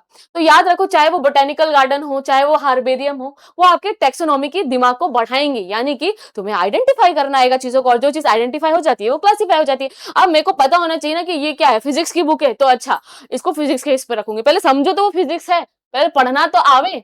पढ़ने के लिए तुम्हें क्या पढ़ना पड़ेगा, पढ़ाई करना पड़ेगा, तब तो तुम क्लासिफिकेशन करोगे। सेम यही रूल यहाँ पर लगता है, ठीक है। चलो, उसके बाद तो देखो, टेक्सोनॉमी फॉलो डिस्टिंक्ट स्टेप्स, तो कैरेक्टर आइडेंटिफाई कर, क्लासिफाई करो। और जनरली जब आप ये करते हो ना, हार्बेरियम बनाते हो, तो फ्लावर होना ही चाहिए, वेजिटेटिव फीचर, लीफ स्टेम भी होना चाहिए, रिप्रोडक्टिव फीचर यानी कि फ्लावर भी होना ही आपका चाहिए। Specimen characterization being with the ideal specimen and a strict outflow. याद करो, कभी भी आप फील्ड स्टडी में जाओगे, प्लांट एनिमल मिले जो भी है, आपके पास एक फील्ड डायरी होनी चाहिए, उसमें आप नेचर जो भी नोट है फीचर करो और उसको पॉलिथीन में पैक कराओ। तो कभी तुम ये जाओगे ना, कभी भी कहीं पर भी, तो जाओ, चीजों को लेके आओ, उसको ढूंढो। बहुत अच्छा काम है अपने प्लेनेट अर्थ की चीजों को एक्सप्लोर करना। और जिन बच्चों में ये अभी है, जो इस जनरेशन के बच्चे हैं, तब तो बहुत काबिले तारीफ बात है ये, है ना। प्लांट और एनिमल लो, complete organism under study, plant को आइडेंटिफाई करो, जो भी है चीजों को आप आइडेंटिफाई कर सकते हो।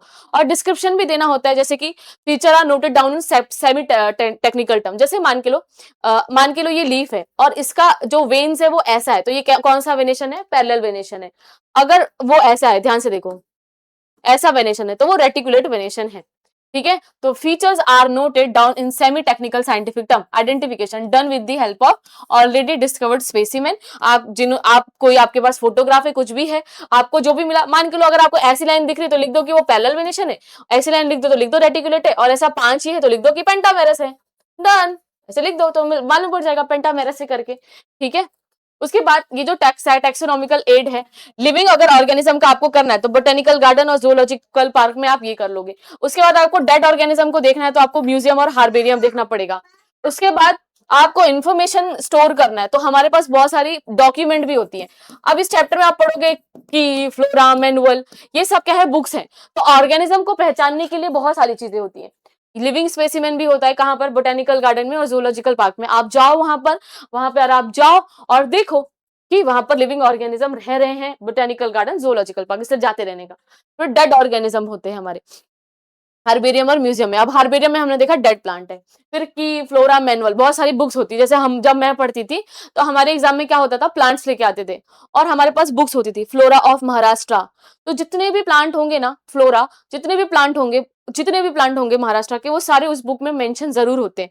ठीक है, और उसको ना ढूंढ ढूंढ के पहचानना होता है कि मेरे पास ये प्लांट मिला है, ये कौन से कलर का है, अच्छा ये सिलेक्ट करेंगे, फिर ये सिलेक्ट करके हमें कुछ आगे का हिंट मिलेगा, फिर ये सिलेक्ट करेंगे, और एट द एंड आप बुक से भी प्लांट पहचान सकते हो। इस तरीके के डॉक्यूमेंट हो जाते हैं, है ना। तो देखो यहाँ पर हमने बुक बनाया है, ड्राइड, प्रेस और प्रिजर्व करो, शीट को अरेंज करो, और याद रखो हार्बेरियम से भी आपको बहुत सारी चीजें समझने को मिलती हैं। और जनरली सक्यूलेंट कोन्स प्लांट, अब तुम एलोवेरा को तो यहाँ नहीं लगा सकते, तो ऐसे प्लांट हार्बेरियम में नहीं होते हैं। तो scientific name, common name, English name, family name of collector, कब निकाला था, क्या डेट थी, वो सारी चीजें हमें देखने को मिलती हैं।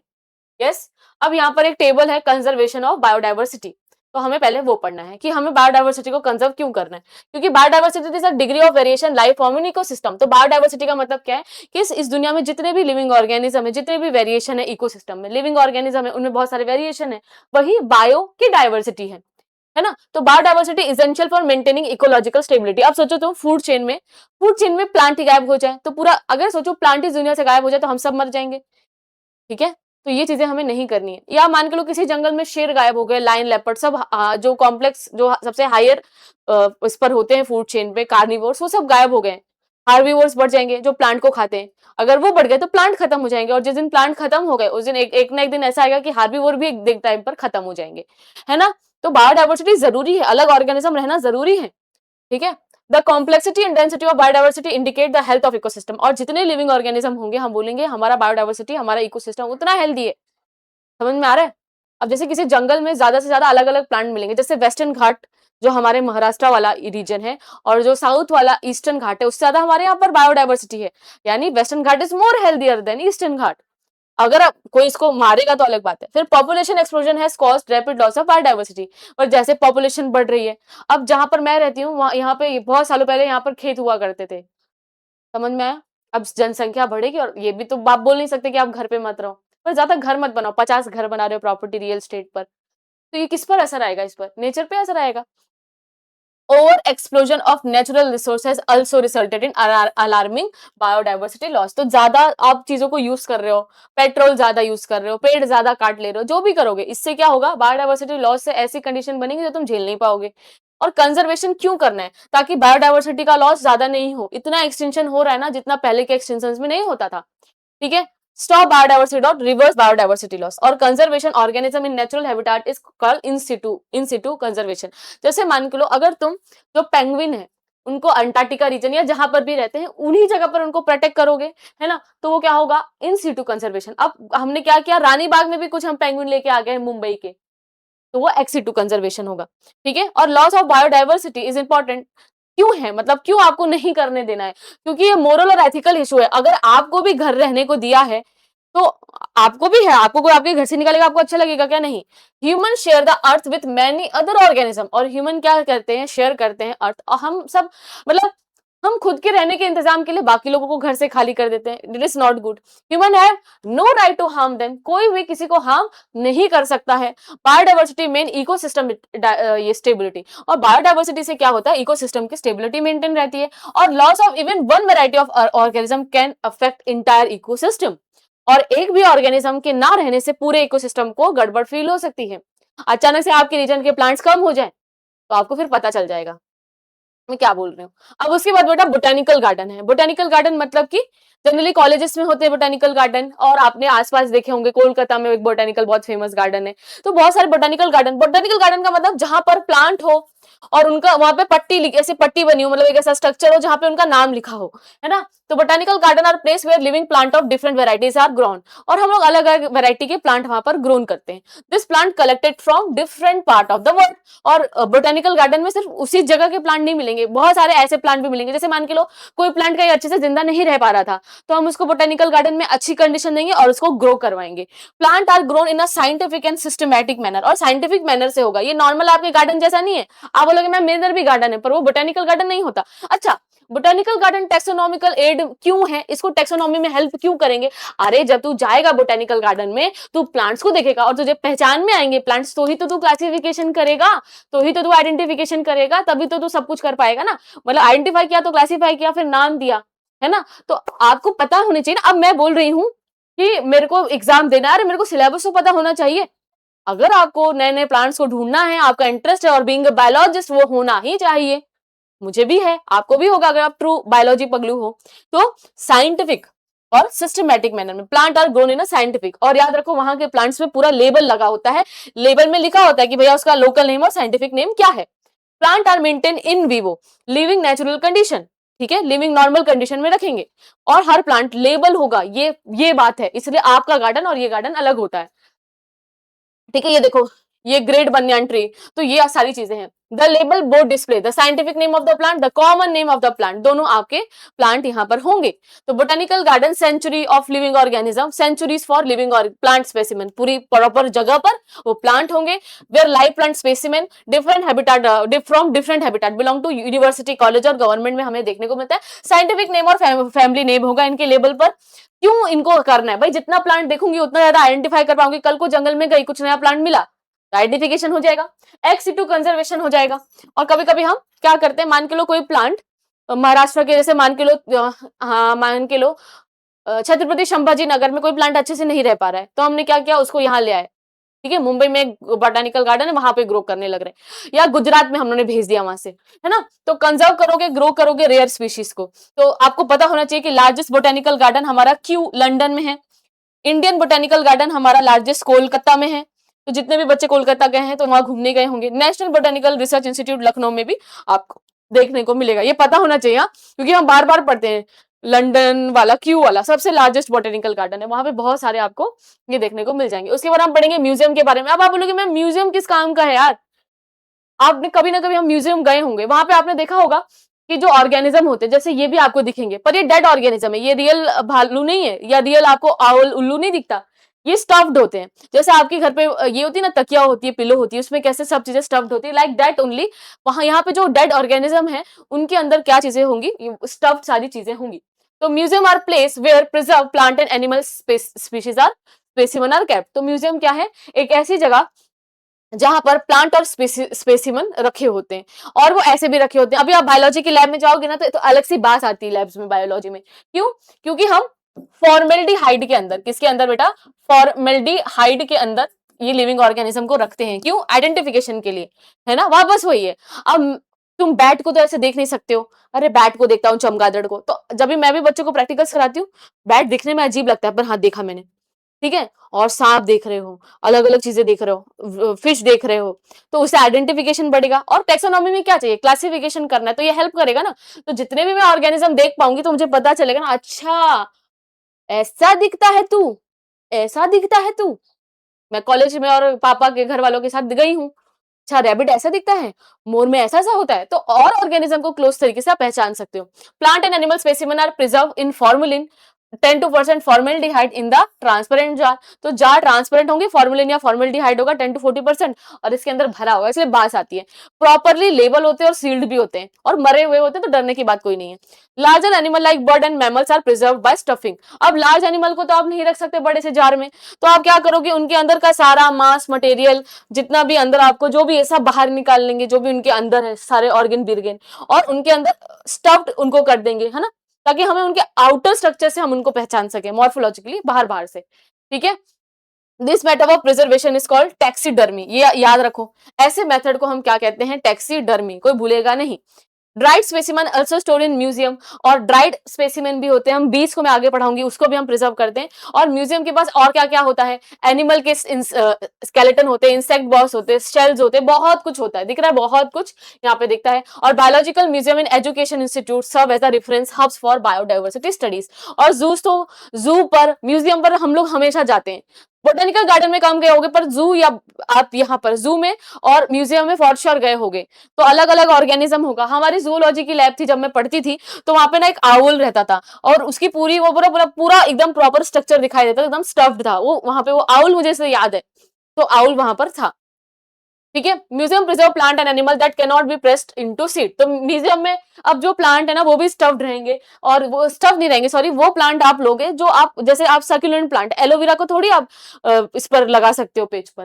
तो belong to educational institute and government store house of the dead plant and animal, इसको हम क्या बोलेंगे, म्यूजियम में हम करते हैं डेड प्लांट और एनिमल को। जैसे कि देखो, फॉर्मेलिन के अंदर स्टारफिश को डाल दिया, store in preservation solution in a glass jar. अब ये जो इंसेक्ट है ये ड्राई बॉक्स में रखते हैं हम लोग with in a transparent plate and pin. तो ये हमने बी लिया, इसको पिन से बांधा और ऐसा बॉक्स पर रख दिया रहता है। और हम स्केलेटन, स्टव प्रिजर्व ऑर्गेनिज्म भी चीजों को रख सकते हैं। उसके बाद बेटा हमारा जूलॉजिकल पार्क है। अब जूलॉजिकल पार्क तो हम सब गए हैं, अब इसको पढ़ के क्या फायदा है, जितने तुम एनिमल्स देखोगे उतना तुम आइडेंटिफाई कर पाओगे। अब zoological park is commonly known as zoo. It is a place of interest for the general public. और ये क्या है, इसका इंटरेस्ट रहता है जनरल पब्लिक में। Wild animal are kept in captivity, उनके अलग अलग ऐसे हम लोग स्ट्रक्चर बनाते हैं, ऐसा भी नहीं कि आप उनसे मिलने ही चले जाओ एकदम, है ना। Animal are protected and properly care, तो उनका प्रॉपर खाना होगा, प्रॉपर फेंसेस लगी होंगी, ठीक है। Condition similar to their natural habitat are provided, तो हम वैसा ही रखेंगे जिनको इनकी जरूरत होती है उसी तरीके से। और इसको एक्स सिटू कंजर्वेशन कहते हैं। मतलब मान के लो आपने एक ऐसा ऑर्गेनिज्म है जो सिर्फ वेस्टर्न घाट में मिलता है, आप उसको मुंबई में लाके प्रिजर्व करने लगे, तो वो एक्स सिटू है ना, वो अपने घर से बाहर आ गया है, वो एक्स सिटू है। उसी के घर पे आप उसकी केयर करोगे तो वो इन सिटू है, ठीक है। Naturalist can study food habit of animal, behaviour of animal, इससे हमें पता चलता है ये कैसे बिहेव करते हैं, कब सोते हैं, कब खाते हैं, क्या करते हैं, समझ में आ गया। अदर टेक्सोनॉमिकल एड भी हमें यहाँ पर देखने को मिलती है। तो जू लाइन भी बोलते हैं, एनिमल को हम कंजर्व करते हैं ह्यूमन प्रोटेक्शन में, उनका हैबिटेट, ये सारी टूरिज्म के लिए भी ये बहुत इंपॉर्टेंट है ना। बहुत सारे अलग अलग आप पार्क देखते ही हो। तो जैसे और भी यहाँ पर टेक्सोनॉमिकल एड है, ठीक है, ये मैं आपको पढ़ाऊंगी, ठीक है। ये स्लाइड मुझे लगता है यहाँ पर आगे, यहाँ पर मैं स्लाइड को यहाँ पे आगे कर देती हूँ, क्योंकि यहाँ पर मैंने इनकी इमेजेस भी लगाई हैं, ठीक है। तो उससे पहले हम बायोडाइवर्सिटी पार्क भी पढ़ लेते हैं, ठीक है। चलो उससे पहले हम क्या पढ़ सकते हैं, ये हमारे पार्क पढ़ लेते हैं। यस, बायोडाइवर्सिटी और भी बहुत सारे। अब जैसे देखो बायोडाइवर्सिटी पार्क है, जैसे ये तो हमें समझ में आ गया। अब बायोडाइवर्सिटी पार्क भी होते हैं, बड़ा सा इकोलॉजिकल एरिया, आपने क्या कर लिया, ये कर लिया। अब biodiversity park is an ecological assemblage of species, तो एक बहुत बड़ा एरिया है, आपने उसको एज अ बायोडाइवर्सिटी पार्क ये कर दिया है। It form self sustaining community, तो ये आप देखोगे खुद यहाँ पे सेल्फ सस्टेनिंग कम्युनिटी, मतलब खुद से ही सब कुछ चलता रहेगा। जूलॉजिकल पार्क में आपको ध्यान देना पड़ता है कि ये एनिमल का क्या है, इसको कैसे खाना देना है, पर यहाँ पर आपका क्या होगा, जो आपका बायोडाइवर्सिटी पार्क होगा, यहाँ पर आपको इतनी केयर करने की कोई ये नहीं है, ये खुद एक जंगल के जैसा अपने आप काम करेगा। It is develop and on degraded barren landscape, और जनरली जहाँ पे ऐसा लैंडस्केप है जहाँ कुछ नहीं है, खाली पड़ा है, वहां पर हम इसको बना सकते हैं। Yes, example late Uttam Rao Patil biodiversity park, Gureghar, Mahabaleshwar. It is considered one of the best model for conservation of natural heritage in an urban landscape. तो एरिया पड़ा है, लिख लो। इंपॉर्टेंस क्या है सिस्टमैटिक्स का, तो इसमें ही आ गया सिस्टमैटिक क्लासिफिकेशन। तो सिस्टमैटिक्स का मतलब क्या होता है कि टेक्सोनॉमी होगा, ये सेकंड चैप्टर में और डिटेल में आएगा सिस्टम के साथ, भैया कि आपको प्रॉपर चीजें प्रॉपर जगह पर रखनी है, ताकि हमें एक रिलेशनशिप पता चले लिविंग ऑर्गेनिज्म का, और एक हार्मोनी ऑफ प्लैनेट में हो सके, ताकि इसलिए बायोडाइवर्सिटी बहुत जरूरी होती है। चलो हम साइंटिस्ट के बारे में पढ़ने वाले हैं, हमारे डॉक्टर एसपी अग्रकर, ठीक है। ये जो अग्रकर थे one of the leading botanist of India थे। He was born in November 1884, birth place Malvan, Maharashtra के थे, हमारे एरिया के, हमारे ही स्टेट के थे। और इन्होंने बायोडाइवर्सिटी के बारे में बताया था, वाह, वेस्टर्न घाट के बारे में। He discover species of fresh water jellyfish, तो फ्रेश वाटर में इन्हें जेलीफिश मिली। Earlier this jellyfish was not only for Africa, Africa में थी। अब बिकॉज इनको पता था, इन्होंने ऑर्गेनिज्म देखे थे, इन्होंने सारे प्लांट एनिमल, इनको पता चल गया ये तो यहाँ का नहीं है। His finding were published in the scientific journal nature in 1912।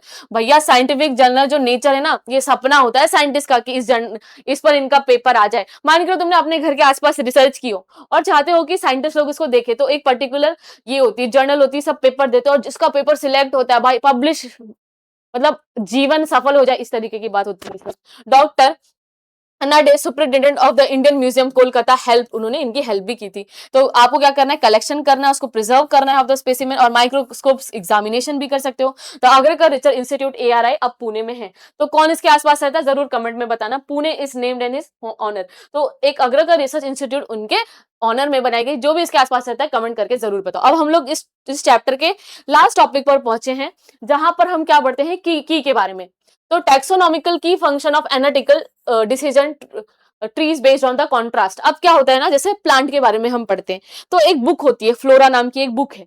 अब मान के लो ये बुक है, इस बुक में पूरे महाराष्ट्र के सारे फीचर लिखे हुए हैं, सारे प्लांट्स के सॉरी फीचर लिखे हुए हैं। तो ये जो बुक्स होती हैं, अब जो हम लोग पढ़ेंगे की, ये की क्या होता है, रिटन डॉक्यूमेंट होता है। क्या होता है, रिटन डॉक्यूमेंट होता है, ठीक है। तो use to identify specimen based on the similarity and dissimilarity. तो हम क्या करते हैं, जैसे मान के लो मुझे एक प्लांट मिला, तो मैं क्या करूंगी, मैं देखूंगी, मान के लो अगर ये व्हाइट कलर का है, ये व्हाइट कलर का है, ठीक है, तो मैं क्या करूंगी, मैं देखूंगी कि जो बुक है वहां पर ऐसा मान के लो प्लांट है, ठीक है, और इस प्लांट में ये ऐसा ना, इसके पास 5 ये है, तो ये पेंटामेरस है, 5 ऐसे पेटल है तो पेंटामेरस है। तो जहां पे भी पेंटामेरस आएगा व्हाइट कलर आएगा। तो वहां पर ना हमेशा कपल में चीजें लिखी होती, कपल में क्या होगा, लिखा होगा बुक में, व्हाइट भी हो सकता है और पिंक भी हो सकता है। अगर मैंने व्हाइट ढूंढा, हाँ व्हाइट है, तो मुझे दोनों में से एक को चूज करना होगा। बुक में ना सब कुछ कपलेट में दिया होता है, कपलेट में मतलब 2 में दिया होता है, तो आपको पहचाना, अच्छा व्हाइट है, व्हाइट है, तो व्हाइट को टच करो, व्हाइट को मतलब क्लिक भी क्या, व्हाइट को देखो, फिर व्हाइट से आपको एक और हिंट मिलेगा, फिर हिंट भी क्या होगा, ऐसे दो में होगा, आपको एक सिलेक्ट करना, और एट द एंड आपको पता चल जाएगा आपका प्लांट कौन सा है, क्योंकि बहुत सारे ऐसे प्लांट होंगे जो एक जैसे लगते होंगे। तो हम लोग को क्या करते हैं उस बुक में, मैंने खुद फ्लोरा यूज किया है, तो मैं आपको बता सकती हूँ, जैसे कोई आप प्लांट लो, ठीक है, फिर देखो इसका कैरेक्टर कैसा है, फिर ना पूरा क्लास बुक में ही पूरा क्लासिफिकेशन है। अच्छा मेरा प्लांट पेंटामेरस है, व्हाइट कलर का है, रेटिकुलेट वेनेशन है लीफ में, और ऐसा ऐसा इसके पास एंड्रोशियम मतलब मेल और फीमेल ऐसा ऐसा है। आप ऐसे करते जाओगे, आपको दो में दो दो दो ऑप्शन दिए जाएंगे, आपको हमेशा एक को सिलेक्ट करना है, एक को सिलेक्ट करोगे तो आप अपने प्लांट्स के पास और पहुंच जाओगे, है ना। जैसे मान के लो मुझे बताना है कि मैं कहाँ रहती हूँ, तो सबसे पहले बोलूंगी मैं इंडिया में रहती हूँ, तो आपको ईजी हो जाएगा मुझे ढूंढना, हाँ कि मैम इंडिया में रहती है। फिर आपको, अब मैं महाराष्ट्र बोर्ड को पढ़ाती हूँ तो खुद ही पता चल जाएगा, अच्छा मैं महाराष्ट्र से हूँ, तो आप मेरे और क्लोज आ जाओगे। तो मैं महाराष्ट्र के अलावा मध्य प्रदेश में भी रह सकती थी, या इंडिया के बदले में मान के लो चाइना में भी रह सकती थी, या कोरिया में भी रह सकती थी, कहीं भी रह सकती थी ना। तो कोरिया और इंडिया में से मैं इंडिया में हूँ, तो तुम मेरे और क्लोज आ जाओगे, तुम्हें पहचानना है मैं कौन हूँ, पहचान में कौन। फिर इंडिया के बाद, अच्छा महाराष्ट्र में हूँ, मध्य प्रदेश से नहीं हूँ, फिर महाराष्ट्र में हूँ, कहाँ से हूँ, मुंबई से हूँ या आउट ऑफ मुंबई से हूँ, हमेशा 2 चीज होती है ऑप्शन में, हाँ मैं मुंबई से हूँ, अच्छा यहाँ से हूँ, क्या यहाँ से हूँ, अच्छा यहाँ से हूँ। तो ऐसे हम डॉक्यूमेंट्स में चीजों को पहचानते हैं। कपलेट होता है स्टेटमेंट पेयर, लीड और लीड होती है, लीड मतलब कि हाँ ये है, अब इससे आगे की लीड पता चलेगी, एक लीड मिलती है ना जैसे किसी केस पर, वैसा ही होता है each individual statement of couplet. तो सब कुछ कपलेट में होता है। जैसे मान के लो तुम्हें प्लांट मिला है, ठीक है, अब वो 2 कॉटिलेडॉन है, आपने ये टच किया, तो जैसे आप ये टच किया तो आपको मानना पड़ेगा, अच्छा अगर 2 कॉटिलेडॉन है ना, तो याद रखो अगर आपके पास 2 कॉटिलेडॉन है पक्का पेंटामेरस होगा, क्योंकि जो जिसके पास 5 पेटल होता है वही डाइकॉट होता है।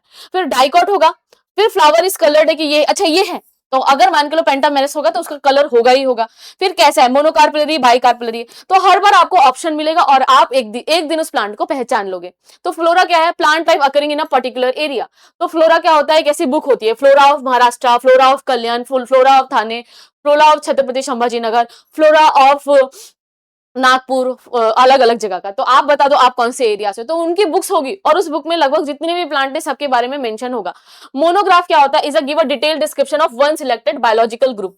तो इसमें पर्टिकुलर फैमिली, जैसे इसमें सोलोनिएसी फैमिली या हिबिस्कस की मालवेसी फैमिली के बारे में आपको दिया होगा, ठीक है ना, gives a detail description of selected biological group. और मैनुअल में क्या होगा, इन्फॉर्मेशन अबाउट ऑर्गेनिज्म आइडेंटिफिकेशन की फॉर पर्टिकुलर एरिया। मान के लो जैसे कि पूरे महाराष्ट्र का नहीं, सिर्फ कल्याण का हो, सिर्फ थाने का हो, तो वो मैनुअल होता है, बुक्स ही होंगी सारी। और कैटलॉग क्या होता है, ये इंडेक्स जैसा होता है, use to maintain systematic, index जैसा होता है, हम अभी आगे पढ़ेंगे। तो ध्यान दो, फ्लोरा क्या है भैया, एरिया वाइज है ना, जैसे फ्लोरा ऑफ कल्याण, या और इसको ज्यादा बोलेंगे तो फ्लोरा ऑफ महाराष्ट्र। एक्चुअली में फिर अगर मान के लो एक पर्टिकुलर एरिया का होगा तो वो मैनुअल होगा, ठीक है, वो पर्टिकुलर एरिया का होगा, तो यहाँ पे हम कल्याण लिख सकते हैं। मोनोग्राफ क्या होगा, एक पर्टिकुलर फैमिली को अच्छे से डिस्क्राइब किया होगा, और कैटलॉग इंडेक्स जैसा होता है। तो ऐसे ही हम क्या करते हैं, फील्ड्स में स्टडी में जाते हैं, डेटा से सब कुछ हम physical preservation, हार्बेरिया, museum, botanical garden देखेंगे। हम देखेंगे कि ये ऑर्गेनिज्म जो मुझे मिला है फील्ड स्टडी में, वो इनमें कहीं से मैच कर रहा है क्या। फिर मैं डॉक्यूमेंट्स उठाऊंगी, की, मैनुअल, मोनोग्राफ, और उसको प्रॉपर तरीके से देखूंगी और आइडेंटिफिकेशन और क्लासिफिकेशन करूंगी। देखो यहाँ पे आपको बुक दे रहा है, bryophyte flora of north Konkan Maharashtra India, flora of Maharashtra, flora practical manual of angiosperm taxonomy. तो ये सारी चीजें हैं। तो ये की है बेटा 1.7 तक, is a taxonomical aid use for classification of plant and animal, और ये कॉन्ट्रास्टिंग कैरेक्टर पर रहता है ना। अब जैसे आपको मैंगो मिला है, ठीक है, आपको मैंगो मिला है, आपको मैंगो मिला है ना, तो आपको ऐसा दिखा जाएगा कि प्लांट है, तो आपको येलो लिखा जाएगा और व्हाइट लिखा जाएगा, तो आप क्या चूज करोगे? येलो। फिर येलो चूज किया तो उससे आपको मालूम पड़ जाएगा ये दो स्वाद का हो सकता है, या तो ये मीठा हो सकता है, या तो ये खट्टा हो सकता है, या मीठा या ये कड़वा हो सकता है। ठीक है, तो कड़वे से क्या होगा भैया? मीठा चुनूंगी, फिर मीठा से ये अलग अलग चीजें होंगी और एट द एंड आप पहुंच जाओगे। दो कैरेक्टर में से एक को चूज करना होता है, वन कॉन्ट्रास्टिंग कैरेक्टर एक्सेप्टेड, दूसरा रिजेक्ट हो जाएगा। अब जैसे येलो व्हाइट में से व्हाइट रिजेक्ट हो जाएगा, आम कहाँ व्हाइट कलर का होता है। ईच स्टेटमेंट इज की इज कॉल्ड लीड, तो हमें हमेशा मिलेगा। अच्छा मान के लो तरबूज है, तो येलो और ग्रीन होता तब क्या चूज करते? अब मान के लो यहाँ पर तरबूज है, येलो और ग्रीन होता, उस केस में हम इन दोनों में से इसको चूज करते। फिर अंदर से लाल है कि पीला है उसको चूज करते, तो जो भी हमने चूज किया वो हमारे लिए लीड बन जाती है। Keys are generally analytical in nature, मतलब आपको एनालिसिस करना होगा ये कौन से कलर का है, और ये आइडेंटिफिकेशन और क्लासिफिकेशन में हेल्प करती हैं। क्या करती हैं? हेल्प करती हैं। तो यहाँ पर बेटा हमारा चैप्टर खत्म होता है। अगर आपको ये नोट चाहिए तो कम से कम 100 लाइक और 100 लाइक और कम से कम 200 कमेंट करो, 100 लाइक और 200 कमेंट। तो यहाँ पर आपको मिल जाएगा चैनल का लिंक क्लास 11th का, तो उस पर क्लिक करना, और जैसे ही आप इसको क्लिक करोगे आप पहुंच जाओगे और ये नोट्स आपको वहां मिलेगा, पर आपको ऐड होना पड़ेगा, तो फटाफट ऐड हो जाओ। और उसके बाद हम सेकंड चैप्टर लेके आएंगे, तब तक यहाँ पे आप टारगेट कंप्लीट कर दो। तो यहाँ पर मैं अभी ये रुक जाती हूँ, बहुत छोटा चैप्टर है पर बहुत इंटरेस्टिंग है, तो जरूर पढ़ो और अपने दोस्तों के साथ भी शेयर कर देना। तो टाटा के साथ बराडा बेटा।